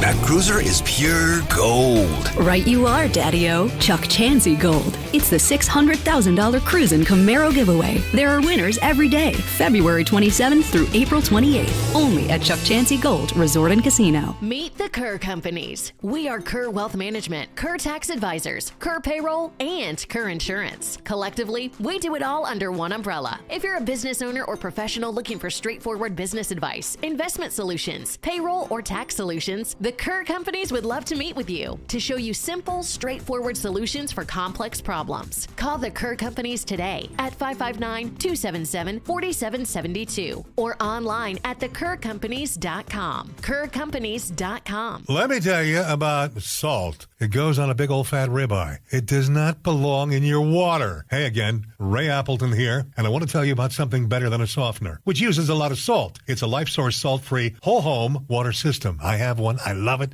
So does my neighbor. He just got it. He's thrilled. You are going to have the best water humanly possible coming out of every tap in your home. And with LifeSource, there's zero maintenance. There's no filters. There's no salt. There's no servicing. They install it, and then you just forget about it and love it. I mean, come on. LifeSource does so much more than softeners without salt. Ugh. And LifeSource is now offering new customers a free Apapure antibacterial filter. That's a savings of $825 big ones, or dollars if you prefer. Why don't you call 559-330-1850 to claim that free Apapure with a qualifying purchase, of course. Click lifesourcewater.com, 559-330-1850. Oh, you will taste and feel the difference, no doubt. Apapure offer ends March 31st. You know all that stuff you've been storing at your parents' house? Like that top hat from your magician's phase? Or the box of photos showing evidence of that mustache? Be honest, it was sparse and weirdly shaped. And what about that breakup CD with just one sad song on repeat? Yeah, all of that stuff that you don't want anyone to see but can't let go of. With a Daryl's location around almost every corner, you don't have to. You can store your memories and keep your secrets secret. Find a location at Daryls.com. Finding great people to hire is like trying to find a needle in a haystack. It's pretty difficult, right? Well, ZipRecruiter has mastered finding a needle in a haystack, so they take it to the next level. They make hiring so simple that it's like finding a needle in a needle stack. And that's why you should try ZipRecruiter for free at ZipRecruiter.com/radio. Here's what it's like to use ZipRecruiter. They have so many qualified candidates that it's easier to find the right ones for your roles. In fact, 4 out of 5 employers who post on ZipRecruiter get a quality candidate within the first day. That's a lot of needles. So how do they do it? ZipRecruiter's powerful technology sends you candidates who are a great match for your job, and you can even invite your top choices to apply. So if you want less hay and more needles, head to ZipRecruiter. And right now, you can try ZipRecruiter for free. That's right, free at ZipRecruiter.com/radio. That's ZipRecruiter.com/RADIO. ZipRecruiter.com/radio. ZipRecruiter, the smartest way to hire. This report is sponsored by Lowe's. Lowe's MVP's bonus days are back for pros. Right now, pros can shop savings on top brands, and Lowe's MVPs can earn bonus points on brands like DeWalt, Metabo HTP, and more. Start saving today. Solar Negotiators wants people to know about our new Power Shift program. So we're offering $1,500 off per smart battery to customers now through May 31st. Be the first to experience the Power Shift. Call Solar Negotiators today for your free quote. This is KMJ's Afternoon Drive with Philip Teresi and E. Curtis Johnson. You can't handle the truth. Well, he's right about that, although Mr. Voice Guy left out the fact that it's Friday. Yes, almost to 5 o'clock. My name's E. This is Philip. So, as long as we're talking about parents and schools and the well-intentioned intervention of the powers that be, the Cartwright School District, which is Phoenix, Arizona, the Cartwright School District has decided that starting next school year, all school staff will work 4 days a week.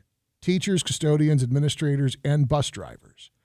The superintendent, Leanne Aguilar-Lawler, says, "We want not just our teachers, but all of our employees to come to work energized, because when they're happy and energized, they're going to give the best education to our scholars." During the pandemic, the district had implemented a 4-day week for its 14,000 students spread across 19 schools. They were giving all the kids Fridays off. Superintendent Lawler says the change was not only favored by parents, but they saw an attendance improvement to 93%. That's significant. That's huge. So the superintendent says, why not do the 4-day work week for our employees, for our staff, for their mental well-being, for their health and work-life balance? So the district put together a 4-day implementation task force, came up with a plan that apparently everybody agreed on. I don't know what's more remarkable, that a school district in the middle of a significant American city is going to go to a 4-day work week, and I don't see parents out front with pitchforks and torches over the loss of their free babysitter, or that a school district got it. I mean, it's not a huge district. It's what they say, 13,000 kids, 14,000 kids, that they still got everybody to agree on how we're going to implement this. I mean, I could imagine in California taking a year just to decide if we're going to whack Fridays or Mondays. Yeah, it would take forever. Now, how long before the U.S. Department of Education gets involved in this? I'm not a gambling man, but would you take a wager on somebody in Washington, D.C. getting all uptight? Oh, you can't do that. We didn't give you permission. I think that the stink comes if you see them yank purse strings over seat time. Okay, so we're gonna cut your funding by 1/5. Yeah, 20%. That's where I think you see a ruckus. I cannot imagine implementing this without having considered the potential consequences in terms of seat time, in terms of funding, though. Yeah, I have an intense distrust of the federal government. They can get very little right. But here you have a local school district, parents, teachers, whoever is involved in this decision, and they've made a decision for themselves that they think is right for them. It's innovative. Why not? And it's based on a metric, past performance. When they did this before and attendance went up, obviously, if you got more butts in seats, hopefully you got more minds paying attention to the curriculum. I have to admit, the 4-day work week idea really appeals to me. And I don't mean that in like a flippant, ha-ha, everybody wants a 3-day weekend all the time kind of thing. I'm being serious about it. Except for this job, where the job is to be here 5 days a week talking to you guys. Every other job I have had, I could have done in 4 days. There's no line of work. There's no task I was assigned. There was nothing that I was doing that I couldn't accomplish in a 4-day work week. I've never had a straight job that I needed all 5 days, all 40 hours to do what it was I was supposed to do, and then some. Given the option, if Blake just took a notion, if corporate suddenly offered it as a potential benefit, if they came in and said, hey, Friday or Monday, pick one, and you're not working that day anymore, 3-day weekend every weekend, would you take it? Yes. Yes. Now, the flip side here, because we're talking... And I'll arm wrestle you over whether it's Friday, I get Friday off, or you get Friday off. See, yeah, and I could go either way. I would really, really enjoy the 4-day work week. I just don't want to walk away from the job. I like my job. I like being here. And it's, I mean, honestly, this isn't exactly breaking rocks. So yeah, this is a good gig if you can get it. Yeah, I like I don't want to sound ungrateful, but if they made it an option, I'd take a 4-day work week, even if they did something like that. Hey, E's going to be here Tuesday through Friday, and Philip's going to be here Monday through Thursday. If we could find somebody to come and sub in just to make those Mondays and Fridays comfortable, I'd be all about it. I realized a long time ago, no one is going to lie on their deathbed and wish they spent more time at work. Not one. No. There is no job that fun. This is close, but there is no job that fun. Now, the flip side, your boys are grown. You are now an empty nester. Mm-hmm. Once upon a time, you had 3 boys running around the house. Would your family have been able to accommodate the school district coming in and saying, hey, Mr. and Mrs. Johnson, next year, we don't do school on Fridays?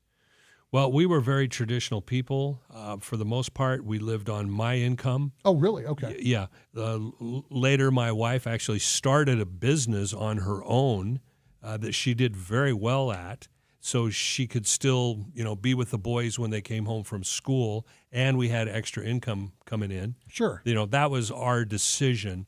But a lot of families couldn't do that. This could be a major inconvenience, especially if you got preschool or elementary school, and this is not a bad thing, but let's face it, child care at that age is oftentimes a component of the educational system. We have relied upon that, and there's nothing wrong with that. But changing the paradigm of Fridays or Monday, you've got to now find babysitting. That could definitely upset a lot of parents' apple cart. It could be really expensive for the parents who need that child care. I'm past that point. I'm down. Let's do it. I can give the kid more chores. There you go. My kid could start babysitting all the little kids. Perfect. He could start a business for all those parents that need child care. It's capitalism. I love it. Win, win, win. It's the afternoon drive at News Talk 580, 105.9. KMJ online. You'll find us always at kmjnow.com.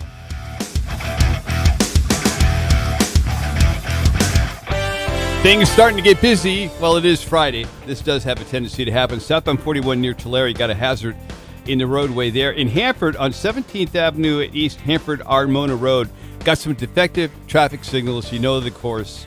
Four-way stop. You'll be fine. Los Banos westbound 152 at Romero Visitor Center.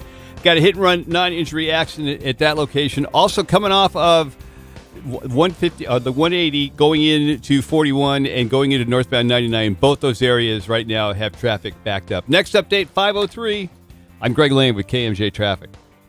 Want to change the lives of children right here in our community? Donate your vehicle, boat, or motorcycle to carsforkids.org. As a thank you, we'll send you a $50 Visa gift card. So call 866-835-5437 or visit carsforkids.org and write off the car, not the kid. Looking for a new dining and beverage experience? Come check out Genesis Bistro at the northeast corner of Cedar and Nice in Fresno, where the chef's cuisine along with our mixologist's full cocktail and wine bar are getting people talking. Open for lunch and dinner, make your next meal with friends or family at Genesis Bistro, a one-of-a-kind experience. Also a great place to host a special event or celebration meal. To reserve an event, call 559-314-8284. Are you a talented hairstylist looking for a change? Check out 8028 Salon at Cedar and Nice, where we have open stations available and a move-in special. 8028 Salon offers a unique location and atmosphere for you and your clients. Elegantly located next to Genesis Bistro, your clients will have full options to enjoy food and drinks during service. 8028 Salon only has a few open stations left. Give your talents as a stylist the location you deserve at 8028 Salon. Inquire today at the location, northeast corner of Cedar and Nice in Fresno.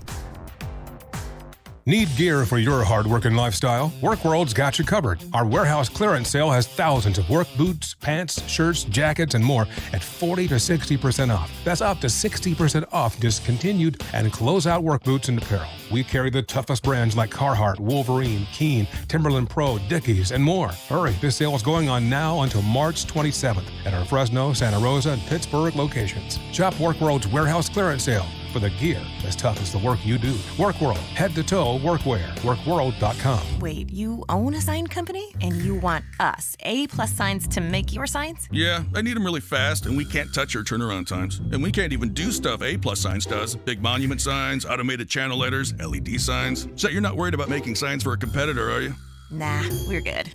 A-Plus Signs creates, installs, and services some of the most recognized signs throughout California. Just search A-Plus Signs and check us out online. For signs that stop traffic, drive traffic, and even direct traffic, call A-Plus Signs. From local town councils to Capitol Hill, agents who are realtors are standing up for what's right. We're here protecting property rights. Here advocating for the issues that affect our neighborhoods. Here championing fair and equitable housing for all. Because we are realtors, bound by a code of ethics, driven to serve our communities. We're here for it all, here for you. Realtors are members of the National Association of Realtors. That's who we are. Breaking news. Tax refund shock is everywhere, but what is it? My tax refund shrank. Mine too. The culprit? Pandemic-related stimulus payments and tax credits expiring. In this reporter's opinion, you need a tax expert. Hey guys, Jackson Hewitt guarantees your biggest refund. And tax prep is 50% off? Going there now. 50% off is a limited-time offer for new clients filing at participating locations. Max value $200. Visit jacksonhewitt.com/50 for terms. Medicare coverage can be complicated, and knowing who to trust with your questions can sometimes feel overwhelming, but it doesn't have to be.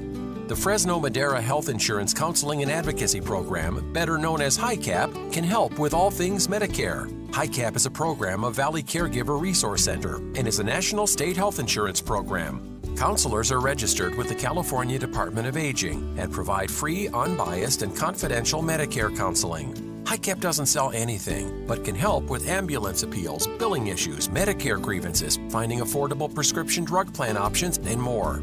HICAP will help you better understand your Medicare plan and help you avoid interruptions in coverage.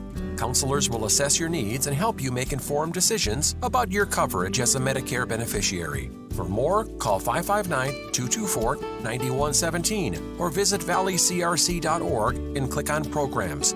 That number again is 224-9117. Vote on the Daily Buzz question at KMJNow.com. Sponsored by the Boz Allergy, Asthma, and Sinus Center.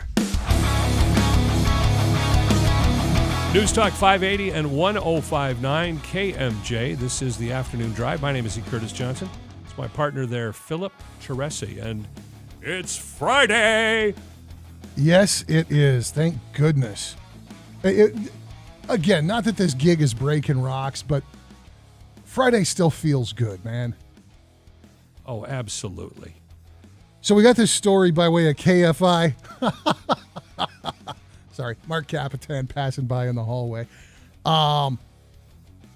Sometimes you hear a baby's name and you wonder not just how a parent could have chosen that, but how we could live in a society that would allow them to use that name.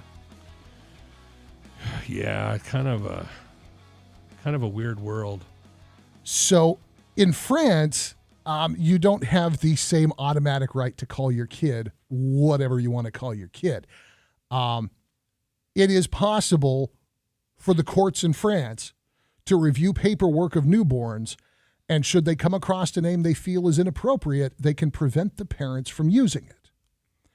And that brings us to Christina Degrez and Rodrigo Velasquez, who chose to name their newborn son after a Greek god of the ancient tradition, Hades. Now, I may surprise you on this one. I don't see anything wrong with that. Naming your child after the god of the dead and the ruler of the underworld. Yes, because if you're going to stick with the theme, Greek mythology, it isn't any different than naming them Apollo or Athena or anything else. What happens is, you see, what happened was when Christianity came along, and by the way, I am a Christian, so I'm not running down the religion. Don't anybody get their hackles up. But the Hades and the devil, not the same guy. Not the same guy. Yeah, not the same guy. You talk about Greek mythology and what those gods were. Hades was just the caretaker of where you went when you were dead, and there wasn't the connotation of heaven or hell. So it's calling your kid Hades, while it may sound a little strange and probably get some people's attention up. So call them what? It's an unusual name, to be sure. It's an unusual name, but it's not Lucifer, it's not Satan, it's not Beelzebub. It's just Hades. Hades Velasquez de Grey would have been his name had the courts not interfered with these parents. That rolls off a little bit, probably a little bit better with a French accent. Oh. I chose to give both of my kids fairly traditional names. I give both of my kids long names in that both of them have two middle names. And my reasoning behind that was then they could pick what they wanted to be known as, and that there was some variety there.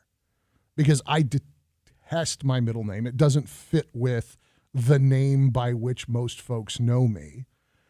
And it's not even ethnically compatible with my given name. Well, I'll tell you off the air. I was going to say, since you've thrown that out there, I'm dying to know, but I was going to make you a deal and say, hey, Philip, I'll tell you my middle name if you tell me yours, just to see if you'd bite off on that. Gee, I wonder what E. Curtis's middle name is. Now, my little brother also chose to go the route of the two middle names. And so I have a nephew named Ethan. One of his middle names is Danger. Danger.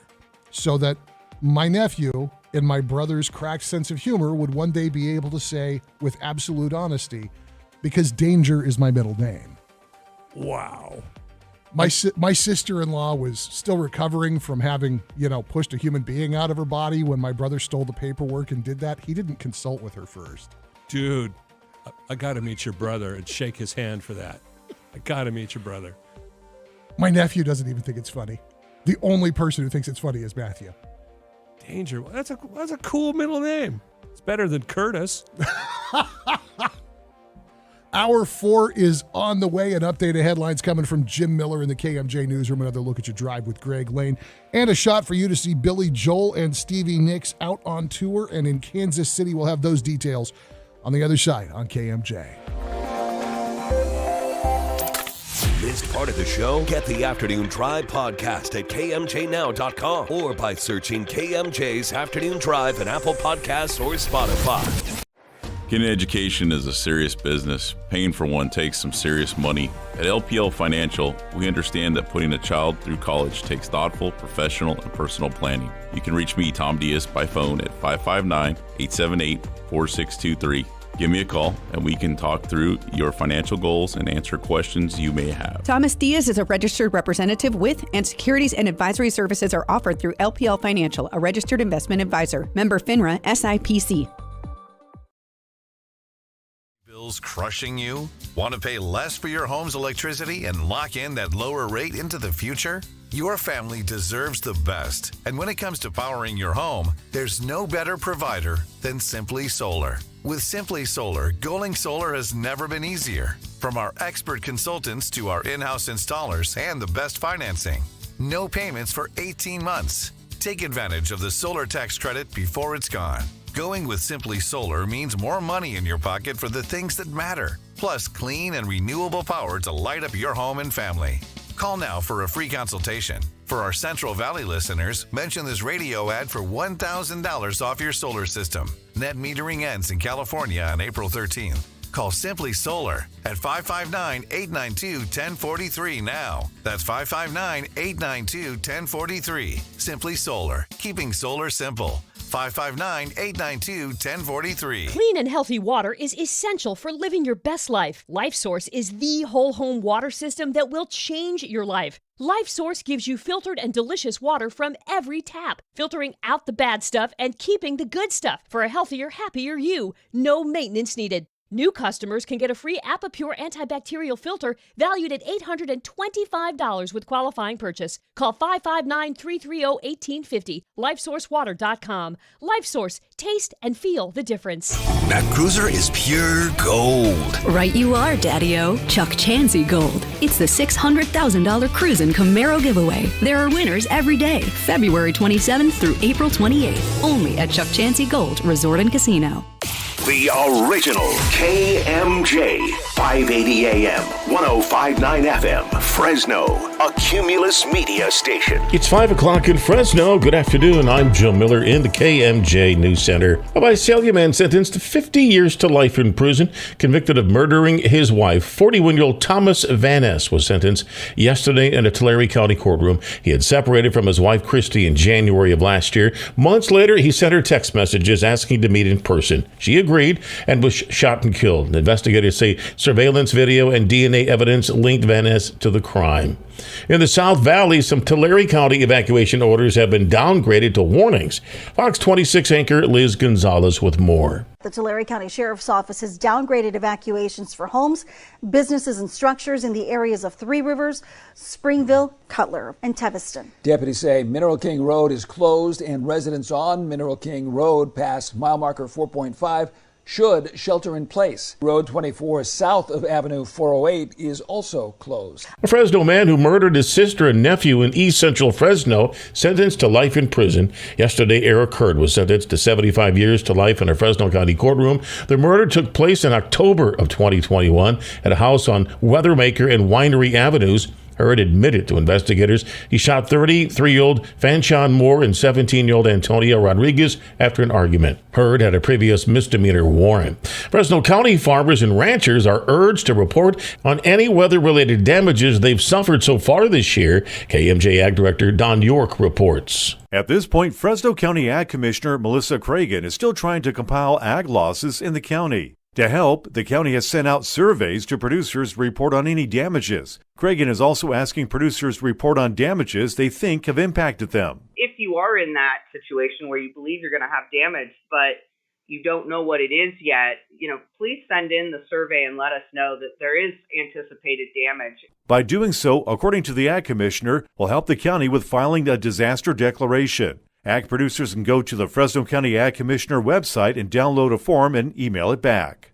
Don York, KMJ News. Now the forecast from Fox 26's Justin Willis. Afternoon highs remain well below normal in the upper 50s with chilly overnight lows in the mid to upper 30s and some light wind out there along with plenty of sunshine for the weekend. But then more rain beginning late Monday night and lasting through Wednesday. Expecting about an inch on the valley floor at this point, a couple inches in the mountains and snow in the higher elevations. From the Fox 26 Weather Center for KMJ, I'm Justin Willis. With news on the hour, on the half, and when it breaks, and always streaming at KMJNow.com. I'm Joe Miller for News Talk 580, 105.9 KMJ. Thanks, Jim. And on this Friday afternoon in Fresno, northbound 99 at Adams, second accident in that location. This one is a non-injury accident.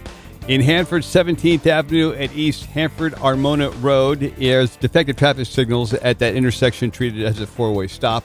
Los Banos, westbound 152 at the Romero Visitor Center. There is a hit-and-run non-injury accident. Our next update happens at 5:17. It's Greg Lane, KMJ Traffic. That cruiser is pure gold. Right you are, Daddy-O. Chuck Chansey Gold. It's the $600,000 Cruisin' Camaro giveaway. There are winners every day, February 27th through April 28th. Only at Chuck Chansey Gold Resort and Casino. Now, KMJ's Afternoon Drive with Philip Teresi and E. Curtis Johnson. News Talk 580 and 105.9 KMJ. Thank you for choosing the afternoon drive. That's us, me, E. Curtis Johnson, and Philip Teresi. And it's Friday. Yes, it is. And I think this is a perfect Friday story. Out to Staten Island. Oh. Yeah. Kids will be kids. Yeah. On Tuesday, a couple of kids decided to do a little exploring in the West Brighton section of Staten Island. Specifically, this group of 11 and 12-year-olds decided to crawl up into a sewer drain and go for a hike. In the middle of winter in Staten Island. Yeah. And, well, as WABC television reported, the fire department of New York received a call around 6 p.m. from a group of children who had gotten lost in the tunnels under Staten Island. The firefighter, John Lochner, on the record says they were nervous. I think they got to the point where they were nervous if they were ever going to find their way out. The boys found their way into the storm drain at about 6 p.m. in Clove Lake Park. After a couple of turns, they realized they didn't remember how to get out.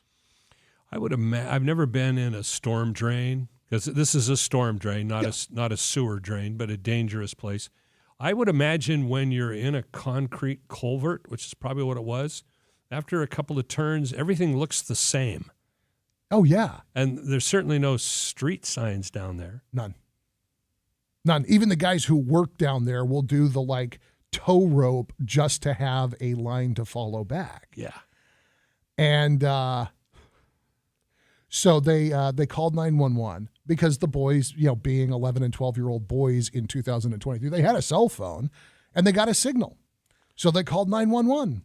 It's the amazing thing. I mean, you're not that far underground. It's not like you're 30, 40 feet underground. But nonetheless, cell phone signals can be interrupted and disturbed by so many things. Absolutely, especially on networks that have gone to 5G. 5G won't go through cardboard, much less a concrete pipe underground. The 911 dispatcher realized because they were underground, even though they had cell service, they were never going to get a GPS lock on the phone. There just wasn't enough sky visible to be able to get the location data. So the dispatcher told the boys, start calling for help. And so they went up to the drain by which they were able to finally get a cell signal and start hollering. And Lowennecker, this firefighter, says the last drain I opened on Clove is when I could hear them clearly and hear what they were saying. And so at that point, they knew where the kids were. They were able to from there, actually properly rescue them and get them out. Yeah, I heard them shouting. Now, can you imagine being the 911 dispatcher? I suspect two things went through the dispatcher's mind. Now, I've never been a 911 dispatcher, although I've known a couple of people who've done it. Tough job. And those are people who can remain calm under a lot of pressure. The training that goes into that is amazing. So I'm sure this dispatcher, her first thought was, oh my gosh, these kids are in serious trouble. And the second thought was, I'll bet you money, and I'm not a gambling man, but the second thought was, oh, you guys are in so much trouble when your mothers find out. You guys are dead where you're standing. Yeah. I don't think you're far off the mark. I don't know how mad. I mean, yeah, I'm going to bust my kids' chops, and we're going to have a long talk about common sense and personal safety. But that is so typical of that age. That's what I'm saying. I remember being that age, and so the house that I lived in before we moved to Fresno backed up to the Southern Pacific rail line. And you could from our house go down this embankment. If you went over the back fence, you go down this embankment and you're actually on the railroad tracks. And one way kind of took you out towards like Permanente Quarry and would eventually take you out towards Stevens Creek Boulevard and a lot of civilization. The other way, you had several miles of just wilderness, and you would have like these little encroachments of suburbia, but like you could follow the railroad tracks down to Stevens Creek and be completely out of sight or out of earshot of any civilization. The only sign that man had been there was the fact that you had walked down from railroad tracks. And we never had anything bad happen to us. I mean, there was signs that other kids had come through. There was signs that there were probably, in my mind, they were bindle stiffs, but, you know, homeless folks hiding out down there and drinking and camping and that sort of thing. We never had a problem. We just went out and wandered off. If you could find your way to the train tracks one way or another, it would take you to something. But I guess that is different because it's not identical concrete pipe underground. Yeah, I can relate to these kids. I grew up in a small town. There was actually a fire whistle that blew in the town at 9:00 at night. Oh. And it was a test of the signal, but every kid in town knew, okay, when you hear the whistle, that's when you're coming home. Oh, that makes sense, yeah. And I remember riding my bike all over town, going places with friends. My parents had no idea where I was. If there was a key to our front door, I never knew where it was. And I lived in that house from 6 years old to 19 when I moved away. So, you know, it was kind of a typical idyllic little community, yeah. You know, protected. Never thought of any harm coming to anybody, you know, going out there and just riding all over town. Oh, yeah. I remember once some buddies and I found an apple tree. And it was, the apples were still kind of green. It was like the middle of summer. Sure. And we decided, like the brilliant 11-year-olds that we were going to have a green apple eating contest. Ooh. I won. I ate 16 green apples. Oh, you didn't really win. Well, at 10 o'clock at night, I'm starting to feel the effects of those green apples. I am in serious pain. Yeah. And there are things happening to my body that I won't describe on the radio. My mother was extremely concerned. So, you know, like a good mom, she's kind of going through, well, okay, what, you know, have you eaten something? That was her first suspect. And I said, yeah, I ate some green apples. Well, how many green apples did you eat? 16. At that point, all of her mother love left. I was no longer this poor child. I was just a stupid man-child. And I have to think that after these boys finally got out of this culvert and they got together with their moms, I'm sure there was a lot of hugging and kissing. Oh, and it's glad you're okay, glad everything is fine. Now stand still because I'm going to kill you for being dumb idiots.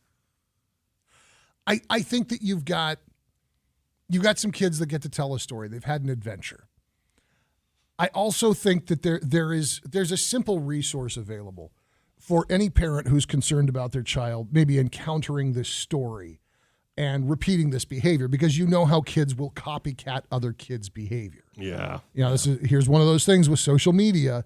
Everybody sees something and decides I'm going to be an urban explorer. I'm going to go into this, into this drain pipe. Well, in Fresno, that drain pipe really is sewage, dummy. One of those. Yeah. If we see the culvert challenge, we know humanity is close to its end. But there is a quick 2-minute instructional video it's freely available. You can get it on YouTube, and it will stop those 11 and 12-year-olds from repeating this behavior. And it's, we talk about when you see a child get caught up in something, when you see social media lead them down a bad path, take that story, print it out, sit with your child, read it to them, ask them to explain it to you. Let the unfortunate missteps of other kids be that instructional opportunity for your kid, so that they don't repeat that mistake, so that they don't become the next news story. And in this case, like I said, you don't even need to go to social media. You can go to YouTube, and a quick 2 minutes, and you will never have a problem with your child engaging in a copycat variation of this behavior. Hi, Georgie. Aren't you going to say hello? Oh, come on, bucko. Don't you want a balloon? I'm not supposed to take stuff from strangers. My dad said so. Very wise of your dad, Georgie. Very wise indeed. I, Georgie, am Pennywise the Dancing Clown. You are Georgie. So now we know each other. Correct? I guess so. I gotta go. Go? Without this? My ghost! Exactly. Go on, kiddo. Take it. Oh. You want it, don't you, Georgie? Oh, of course you do. And there's cotton candy and rides and all sorts of surprises down here. And balloons, too. All colors. Do they float? Oh, yes. They float, Georgie. They float. And when you're down here with me, you float too!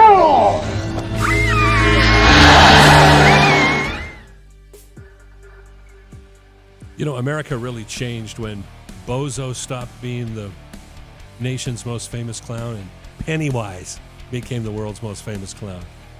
I will maintain, in all seriousness, Tim Curry's Pennywise was still creepier than the very admirable work done in the new versions of it. As good as the new Pennywise was, it was too CGI, it was too slick. Even if the ending sucked, which is just an unfortunate drawback of a story having been written by Stephen King, Tim Curry's Pennywise was way more effective because he was human right up until he was chewing a child's arm off. Yeah, a character that's entered our lexicon. Most people know who Pennywise is, even if they've never seen that movie. It's the Afternoon Drive at News Talk 580, 105.9 KMJ. It's E. Curtis Johnson, Philip Teresi. Don't forget a chance for you to win tickets to see Billy Joel and Stevie Nicks. They're out on tour together, and we want to send you to the show. Another national keyword is coming up at 5:30 this afternoon. When you hear it, you're going to text that national keyword to 95819. The grand prize winner and a guest are going to fly to Kansas City for 2 nights, of course, with premium tickets to the show and a famous Kansas City barbecue dinner. All the contest details can be found at KMJNow.com.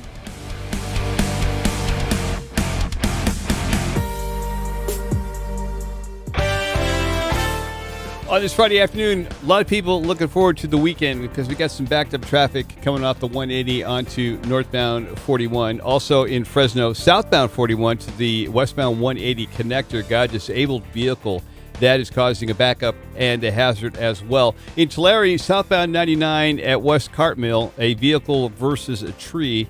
And in Visalia, southbound 99 at Avenue 280, got a non-injury accident at that location. Next update is at 5:33. I'm Greg Lane with KMJ Traffic.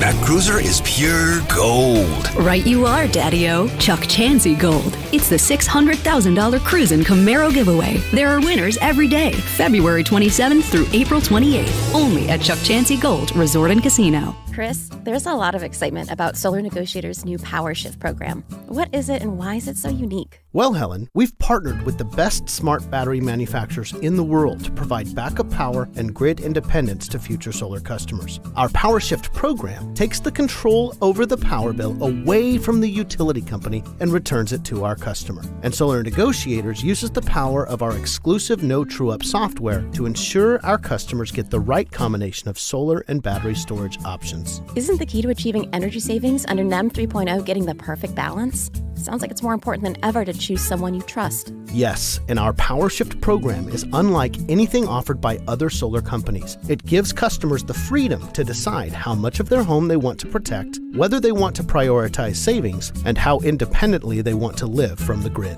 You heard it, folks. Sounds like your energy savings are just a power shift away. Call or click today for your free quote. Solar Negotiators, your lifetime energy partner. Mark Saturday, March 25th for the Tesoro Viejo Community-Wide Open House to celebrate our Gold Award as the nation's Community of the Year by the National Association of Home Builders. We're inviting you to join us Saturday, March 25th from 11 a.m. to 3 p.m. Come tour all our amenities, enter to win prizes, enjoy food trucks, and see 17 model homes from our 3 acclaimed builders. Located at Highway 41 and Avenue 15, minutes north of River Park. For more, visit tesoroviejo.com. Think you have a good reason for not donating blood? Oh, other people are donating enough. Fact, 40% of the U.S. population is eligible to donate blood, yet less than 5% actually do. And there's a constant need for new, fresh blood to help save lives. There's no excuse for not helping make sure that the Central California Blood Center always has an adequate supply of blood available for your family, friends, and neighbors. Be the bigger person. Go to donateblood.org now to make an appointment. For more than 2 decades, the Business Journal has been the comprehensive source for business news in Fresno, Kings, Madera, and Tulare counties. We deliver the Valley's most important business stories in print, online at thebusinessjournal.com, and to email inboxes via our daily update and morning roundup newsletters. The Business Journal has won dozens of local, state, and national awards for its news coverage, design, and web development. Communication with the Fresno Business Journal can have a positive impact on your company's bottom line. Readers of the Business Journal are affluent and influential. Collectively, they lead and manage about 50% of the metro area's total employees. Readers of the Business Journal make personal and professional buying decisions every day. Advertising in the Business Journal influences people with influence. Call their marketing people today at 490-3422 and stay ahead of your competition. That's 490-3422. Or email Abner Garcia at abner@thebusinessjournal.com. Are you like me? You like to play around with your truck or your Jeep? Whether that vehicle is just a toy or maybe it's your office, it's your work. That's how you make your living because of your truck. Every single need you have with that vehicle is met by the Noble Brothers Truck Accessory Center. Yeah, me, Ray Appleton. I'm talking about this great company that I have been involved with for a couple of decades now. I couldn't even begin to tell you how many different dealerships here in Central California have used the Noble Brothers for years to finish their trucks. But you want to finish that after-purchase build-out? Your partner on that one has to be the Noble Brothers Truck Accessory Centers. 2 of them, one out in Sunnyside, the other at Blackstone and Sierra. Hey, you got a fifth wheel? You need the Noble Brothers. They have gooseneck hitches, and yes, they have B&W. You need a bed liner? A ladder rack? You have a Jeep Wrangler like me. You want to lift it, big tires, wheels, all kinds of lights. For 42 years, it's the Noble Brothers Truck Accessory Centers. News Talk 580 and 105.9 KMJ. It's Friday. It's the afternoon drive. I'm E. Curtis Johnson. That is Philip Teresi. Philip and I have known each other since 1997. As an introduction to our next subject, and we've mentioned this before, but I actually gave Philip his first job in radio. Yes, you did, and thank you for that. You're very welcome. It was a wise decision, and there's no sarcasm or kidding in that. So I'm going to tell that story a little bit and talk about this as it relates to our next story. Yeah. So at one point I got out of radio a couple of times. One time I became a nursing home administrator, and did that for several years. In order to be a nursing home administrator in the state of California, you have to have a certain number of hours. As I recall, it's 100 hours doing various things in the nursing home. So I spent a certain amount of time in housekeeping, changing beds and literally doing laundry and folding laundry. Oh, wow. Okay. And in janitorial, mopping floors, cleaning toilets. I did all of the things except as it related to direct patient care. For example, you have to either be a CNA, an LVN, or an RN, or a doctor, which obviously I was not, to actually have hands-on with the residents. So I couldn't do that. But aside from that, Philip, and not to toot my own horn, but do you ever recall me when we were first working together back in the day, ever hear me saying, I will never ask you to do something I would not be willing to do myself? Absolutely.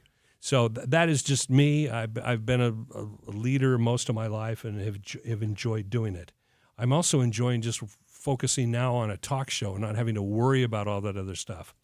But we oftentimes hear CEOs in the United States of America really denigrated. And I think it's kind of cool what this guy named Laxman Narishinham, and I'm probably butchering his last name, so we'll just call him by his first name because I can pronounce that. So Laxman is the new CEO of Starbucks, and he plans to be a hands-on leader.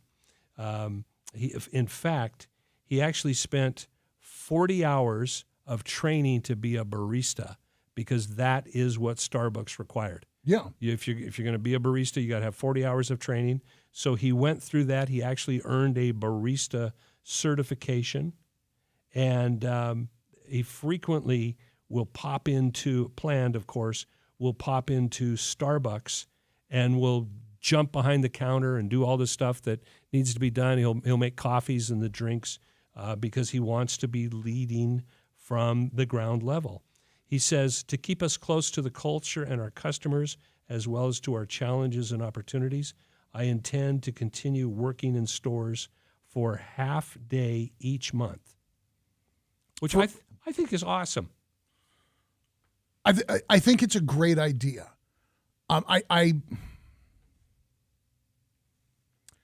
There is a cynical part of my mind that says this guy's going to do it with somebody following him around with a camera for the next big Starbucks Cares ad campaign. Well, of course. Yeah, you know that's coming. I'm really torn in a situation like this because you're not just talking about a manager jumping in and helping out. You're not just talking about a regional manager showing up because, holy smokes, like 8 people called out sick today. We got to get everybody over here. This is the CEO of a Fortune 500 company. Yeah, Starbucks. Last count, they have at least 3 locations. Yeah. Yeah. 3 locations at the Target by my house. One, does his presence throw that store off its game for the day? Oh, I'm sure it does. If you and I were sitting here today doing this exact same job, same shows, same preps, same routine we've had for 3 weeks now, but Joshua Weekly had the afternoon off and Cumulus Media CEO Mary Berner was our call screener, would it mess with your performance? Yes, it would. Yeah. No question. And by the way, Mary's a nice lady. Like she's a very in touch CEO. I have talked to her and met her multiple occasions. Like, she's a nice lady. She's still the CEO. But here's the upside to this. And I mean, there's a lot of discussion of company culture, and I'm not talking about Cumulus culture. I'm just general. Yeah. Culture is always a buzzword that's thrown around. And a lot of employees in a lot of occupations have no idea what it really means. The company culture is, written on a statement, and you can bring it up on the company website or your HR portal or whatever it is. But this is a guy who's, he's got his boots on the ground. He's leading from the front. Even if there is a commercial that ends up out of this as part of their PR campaign, I say, so what?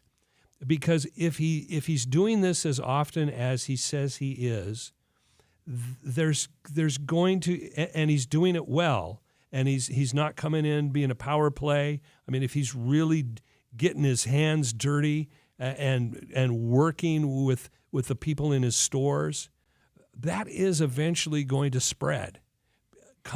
Employees will talk about that if it's natural.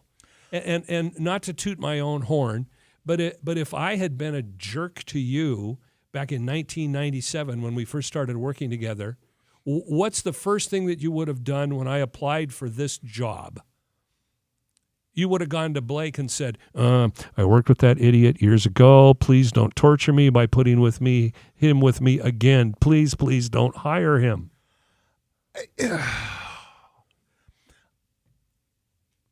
I don't think so, because you weren't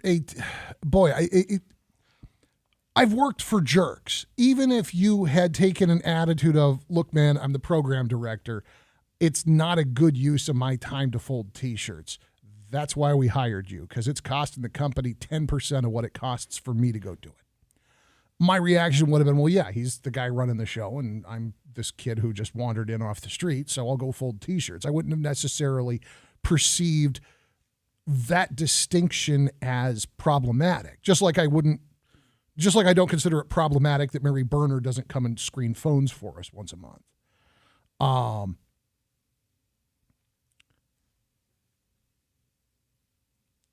I don't think that Narasimhan is going to get a real picture of life at Starbucks.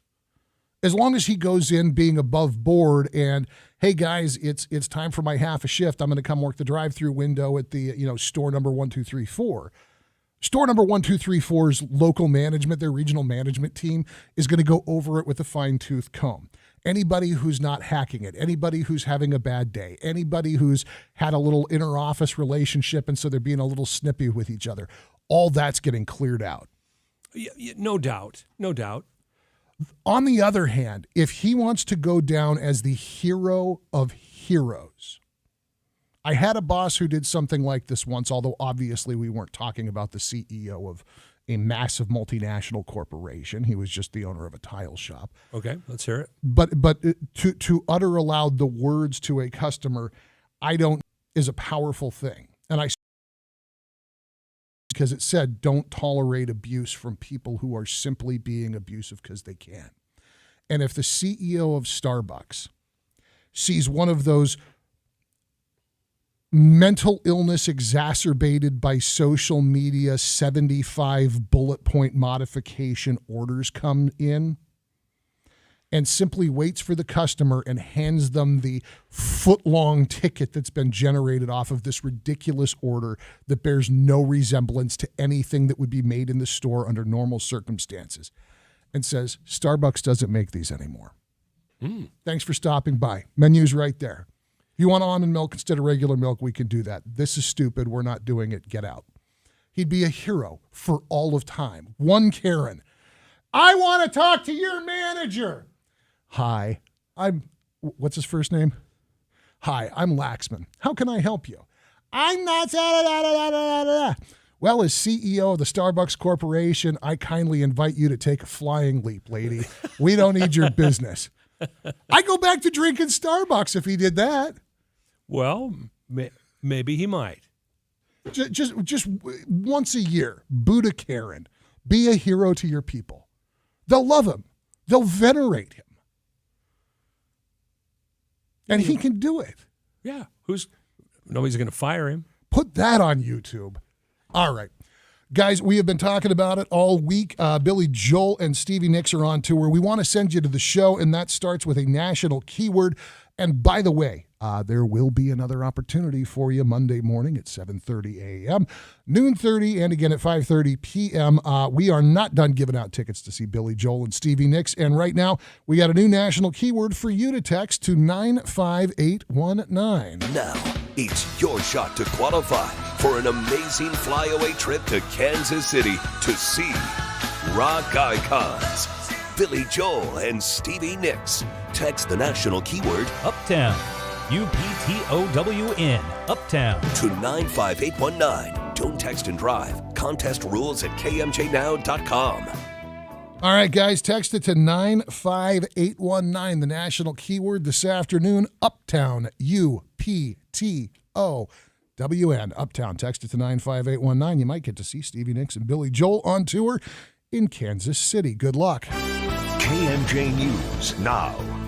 5:30 in Fresno on your Friday afternoon. I'm Jim Miller here in the KMJ News Center. Fresno police investigating after Hoover High School received a threat to campus safety. Fresno Unified trustees and police say a call came from a number with a non-local area code today. The school on East Barstow Avenue and North 1st Street briefly went on lockdown at about noon. Officers arriving to check the campus, classrooms, and the gym and pool area. Police say so far nothing was found. Nobody was hurt. The lockdown lifted and parents able to pick up their kids this afternoon. A man's died after Fresno County Sheriff's deputies say he was struck during a hit and run. Fox 26 News anchor Monty Torres says the driver is facing charges of murder in this incident. Last Thursday, deputies went to a crash near Carmel and Morrow in the community of Del Rey. Deputies found 48-year-old Jaime Lopez, who had been hit by a car in the road. We're told that he was taken to a hospital with major injuries. Deputies determined 54-year-old Rolando Sanchez was responsible for that crash. The next day, he was arrested and booked into Fresno County Jail. Deputies say Lopez died Tuesday in the hospital. Sequoia and Kings Canyon National Park officials assessing the damage from the recent atmospheric rivers. Public meeting is set to take place tonight at the Santa Teresa Youth Conference Center in Three Rivers. It'll start at 6. Officials giving an overview of the storm damage and the impacts made on communities and public access. The meeting will be in person, but residents can also join virtually on Microsoft Teams. Now the forecast from Fox 26 is Justin Willis. Afternoon highs remain well below normal in the upper 50s with chilly overnight lows in the mid to upper 30s and some light wind out there along with plenty of sunshine for the weekend. But then more rain beginning late Monday night and lasting through Wednesday. Expecting about an inch on the valley floor at this point, a couple inches in the mountains, and snow in the higher elevations. From the Fox 26 Weather Center for KMJ, I'm Justin Willis. With news on the hour, on the half, and when it breaks, and always streaming at KMJNow.com. I'm Joe Miller for News Talk 580, 105.9 KMJ. All righty, on this Friday afternoon, and the definite everybody's going home time, northbound 99 at Chestnut, got a collision, possible injuries there. A new one just popping up here, West American Avenue and Southwest Avenue, got a non-injury accident there. 180 is slow going into northbound 41 right now. Visalia, southbound 99 at Avenue 280, a non-injury accident there. And in Madera, no accident, but northbound 99 from Avenue 7 north to Avenue 13, lots and lots of slow-moving traffic. Next update is 547, Greg Lane with KMJ Traffic. When your business information is missing or inconsistent across the internet, search engines won't find you, and customers won't either. Help ensure customers see you and not your competitors. Boost your findability. CumulusBoost.com. CUMULUS Boost.com.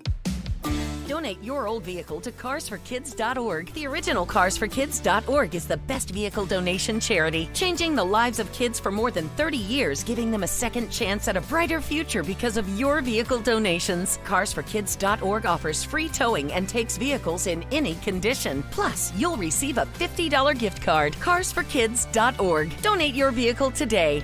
Carsforkids.org. Right off the car, not the kid. Hello, I'm Fresno Police Chief Paco Balderrama. Human trafficking is one of the most significant issues impacting our community today. The average age a teen enters a sex trade is 12 to 14 years old. The same is true in Fresno. Breaking the Chains works with local, state, and federal law enforcement agencies to provide long-term supportive services. Join other local leaders and me on Thursday, April the 20th for Breaking the Chains 9th Annual Promise Banquet and learn more about how you can get involved. For more information, go to btcfresno.org. That's btcfresno.org. I studied Spanish in college and never got fluent. But then I tried Babbel. Want the most effective way to learn another language? In just 15 minutes a day, Babbel's bite-sized lessons will have you learning another language in as little as 3 weeks. Babbel gets you speaking quickly about things you actually talk about in the real world. University studies have shown that using Babbel for 15 hours is equivalent to a semester of college Spanish. If you want to learn a new language, there's no better way than Babbel. Go to Babbel.com to try Babbel for free. That's BABBEL.com. Finding great people to hire is like trying to find a needle in a haystack. It's pretty difficult, right? Well, ZipRecruiter has mastered finding a needle in a haystack, so they take it to the next level. They make hiring so simple that it's like finding a needle in a needle stack. And that's why you should try ZipRecruiter for free at ZipRecruiter.com/radio. Here's what it's like to use ZipRecruiter. They have so many qualified candidates that it's easier to find the right ones for your roles. In fact, 4 out of 5 employers who post on ZipRecruiter get a quality candidate within the first day. That's a lot of needles. So how do they do it? ZipRecruiter's powerful technology sends you candidates who are a great match for your job, and you can even invite your top choices to apply. So if you want less hay and more needles, head to ZipRecruiter. And right now, you can try ZipRecruiter for free. That's right, free at ZipRecruiter.com/radio. That's ZipRecruiter.com/RADIO. ZipRecruiter.com/radio. ZipRecruiter, the smartest way to hire. You are what you litter. Coffee cups, cigarette butts, food wrappers, soda cans. Hi, this is Mayor Jerry Dyer, and litter heads are a major problem in Fresno. 85% of the litter you see is intentional, but 100% of it is preventable. We all have a choice. Don't be a litterhead. Let's work together to make our city a cleaner, more beautiful place to live. One vision, one mission, one Fresno. Find out more at beautifyfresno.org. Are the continuous rising energy bills crushing you? Want to pay less for your home's electricity and lock in that lower rate into the future? Your family deserves the best. And when it comes to powering your home, there's no better provider than Simply Solar. With Simply Solar, going solar has never been easier. From our expert consultants to our in-house installers and the best financing. No payments for 18 months. Take advantage of the solar tax credit before it's gone.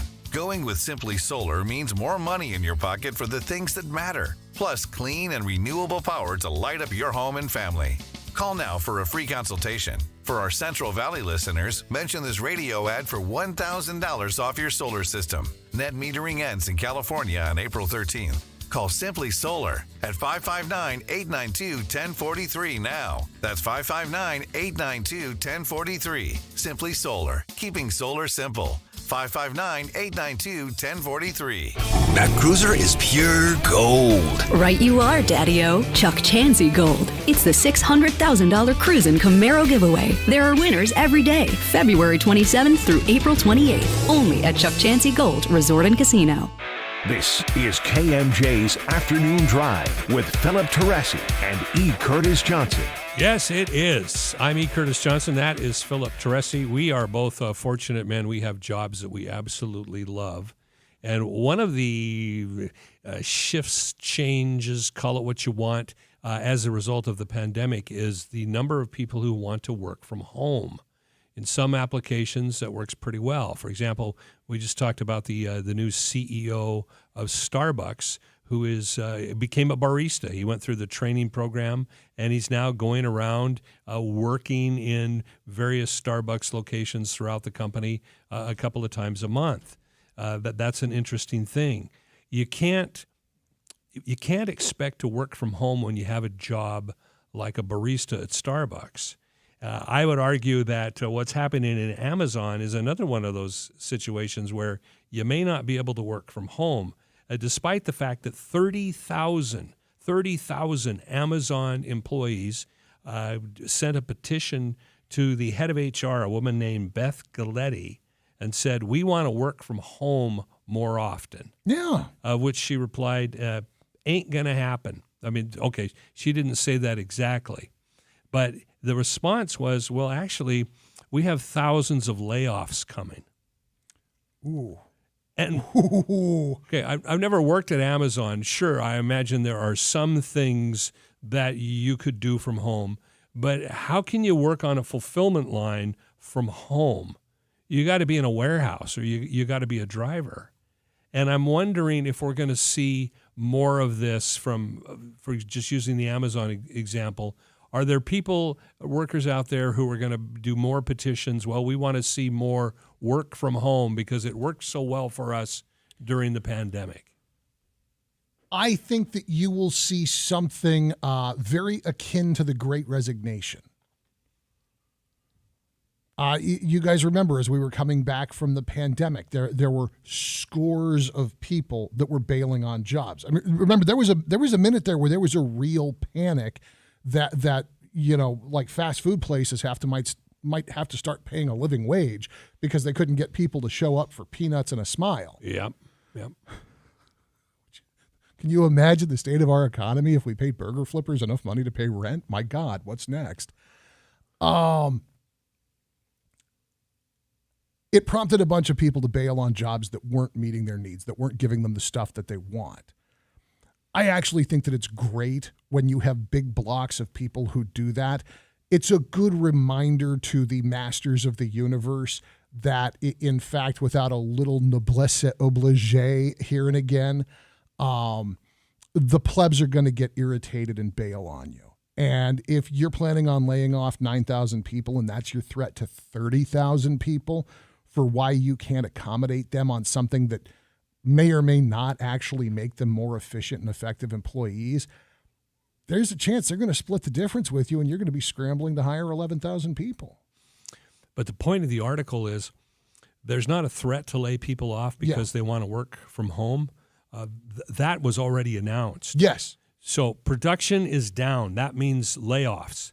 And so when employees can't read the tea leaves, when they see a notice, oh my gosh, there's layoffs coming, and their response to layoffs is, well, we want to be able to work from home.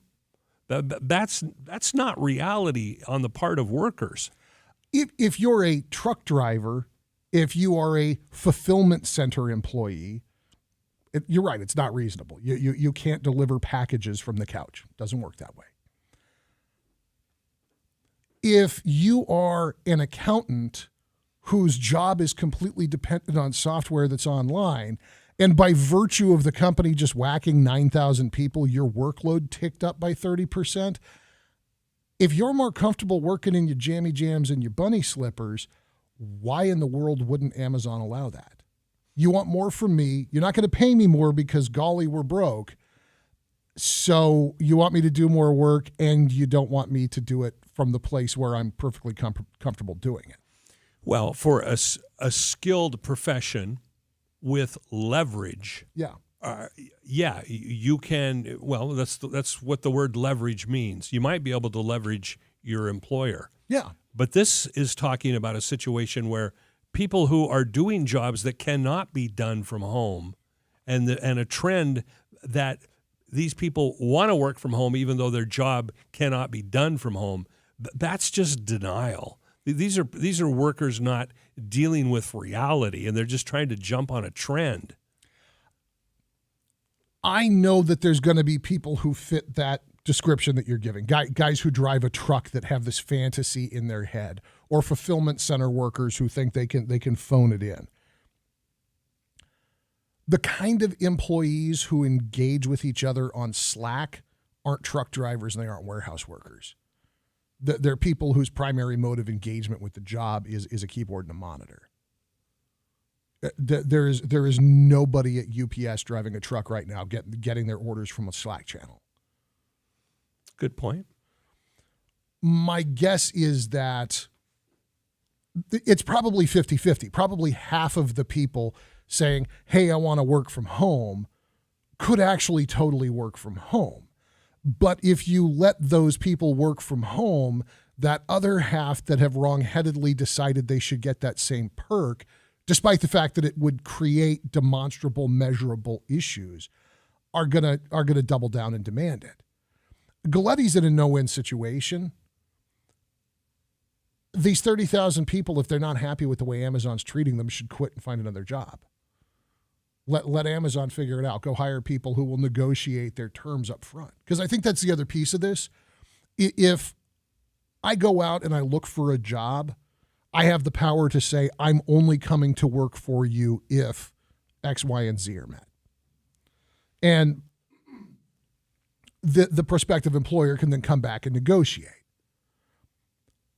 But ultimately, if I don't like the answer that you come back with, I don't have to go to work for you. If I'm already there, my livelihood's dependent on it, and it's a tougher negotiation. It's tougher for me to get, even if I'm a good employee who has a good argument, it's tougher for me to come in and say, hey, man, I don't need to be here.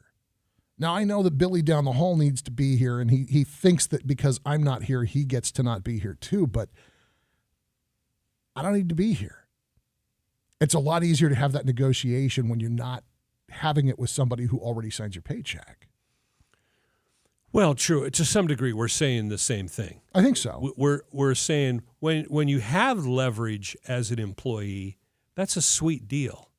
And there isn't a worker anywhere that doesn't like the idea of having leverage over an employer. And if you've got it, go ahead and use it. But when you don't have any leverage, it's just foolishness to think that you do. See, and I think Galetti's going to get broken. Speaking of leverage, I think Galetti's going to get broken on the fulcrum of expectations. Could be. By the way, did I tell you that Blake said I can work from 2 days from home now starting next week? Have I told you that yet? Yeah. You know, we have this wonderful thing called the brick. I'll send it with you. Thank you.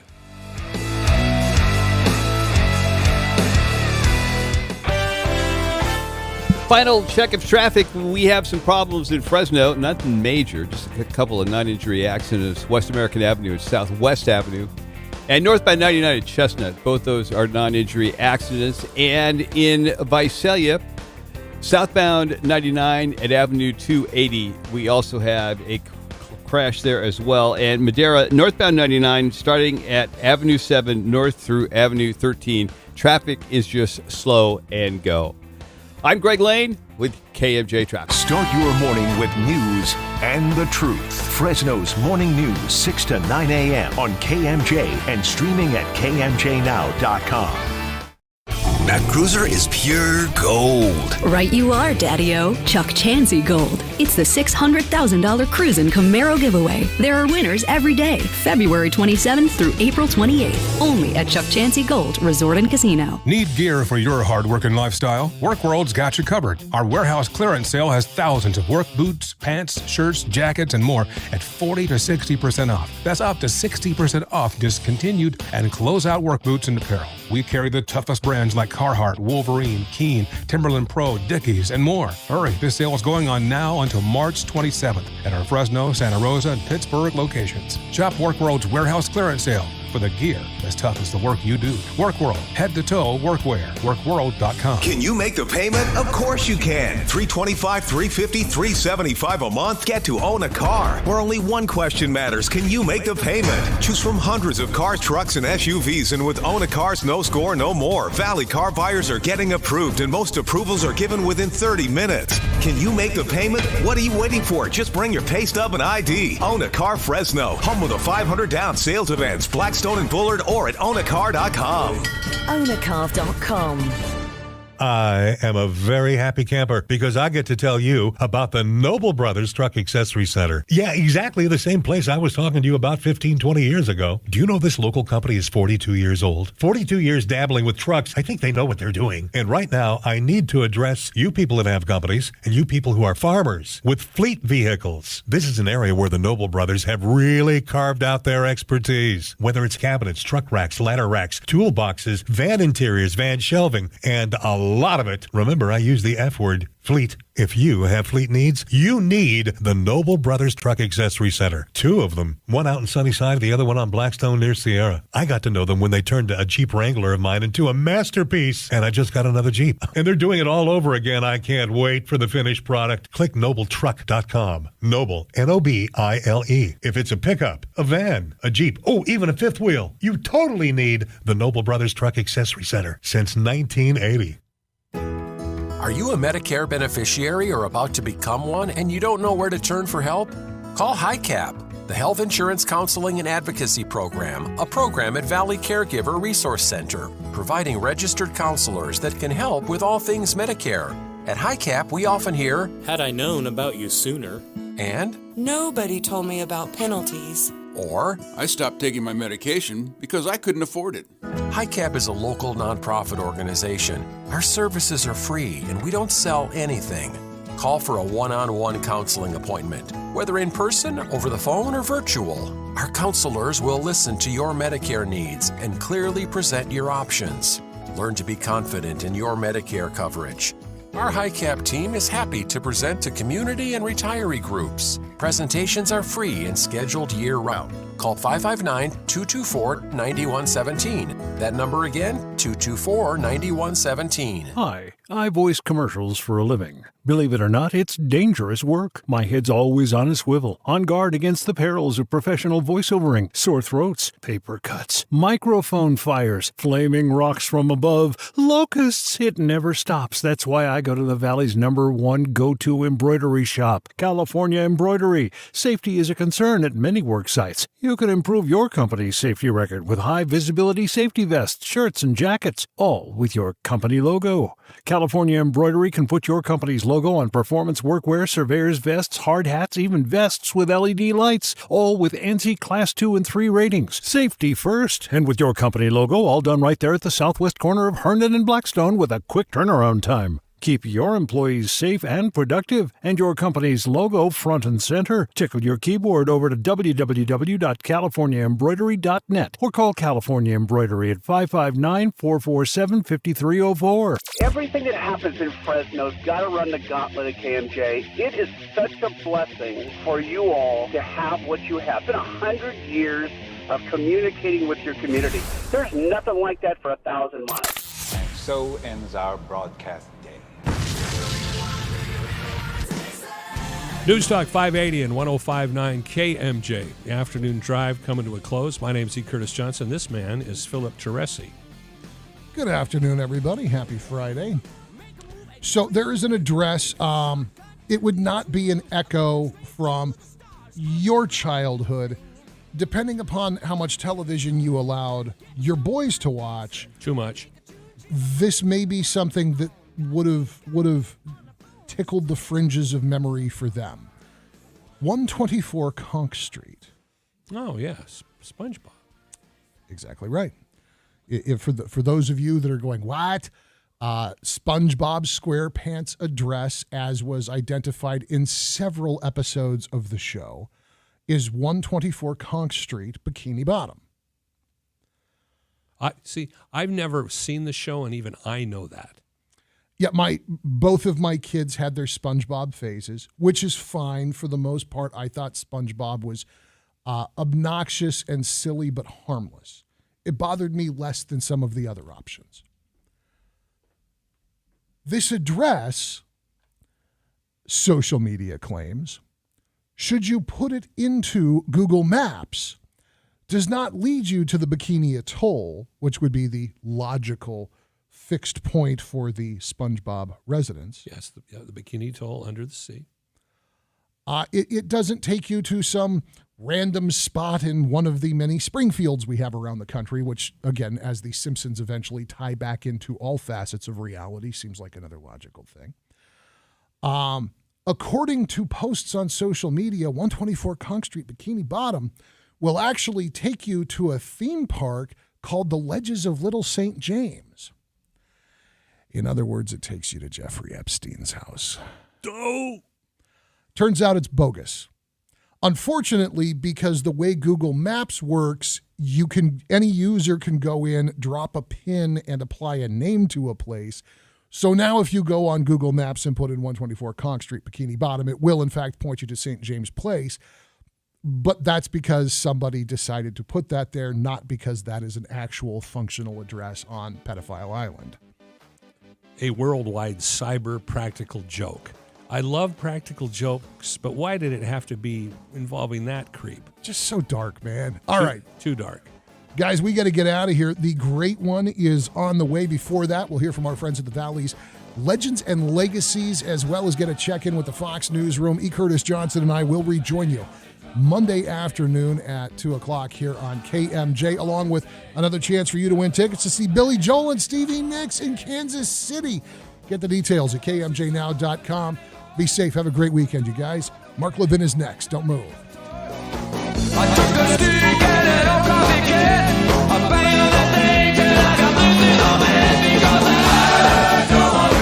The Valley's Legends and Legacies are brought to you as a public service by the family of Bill Tate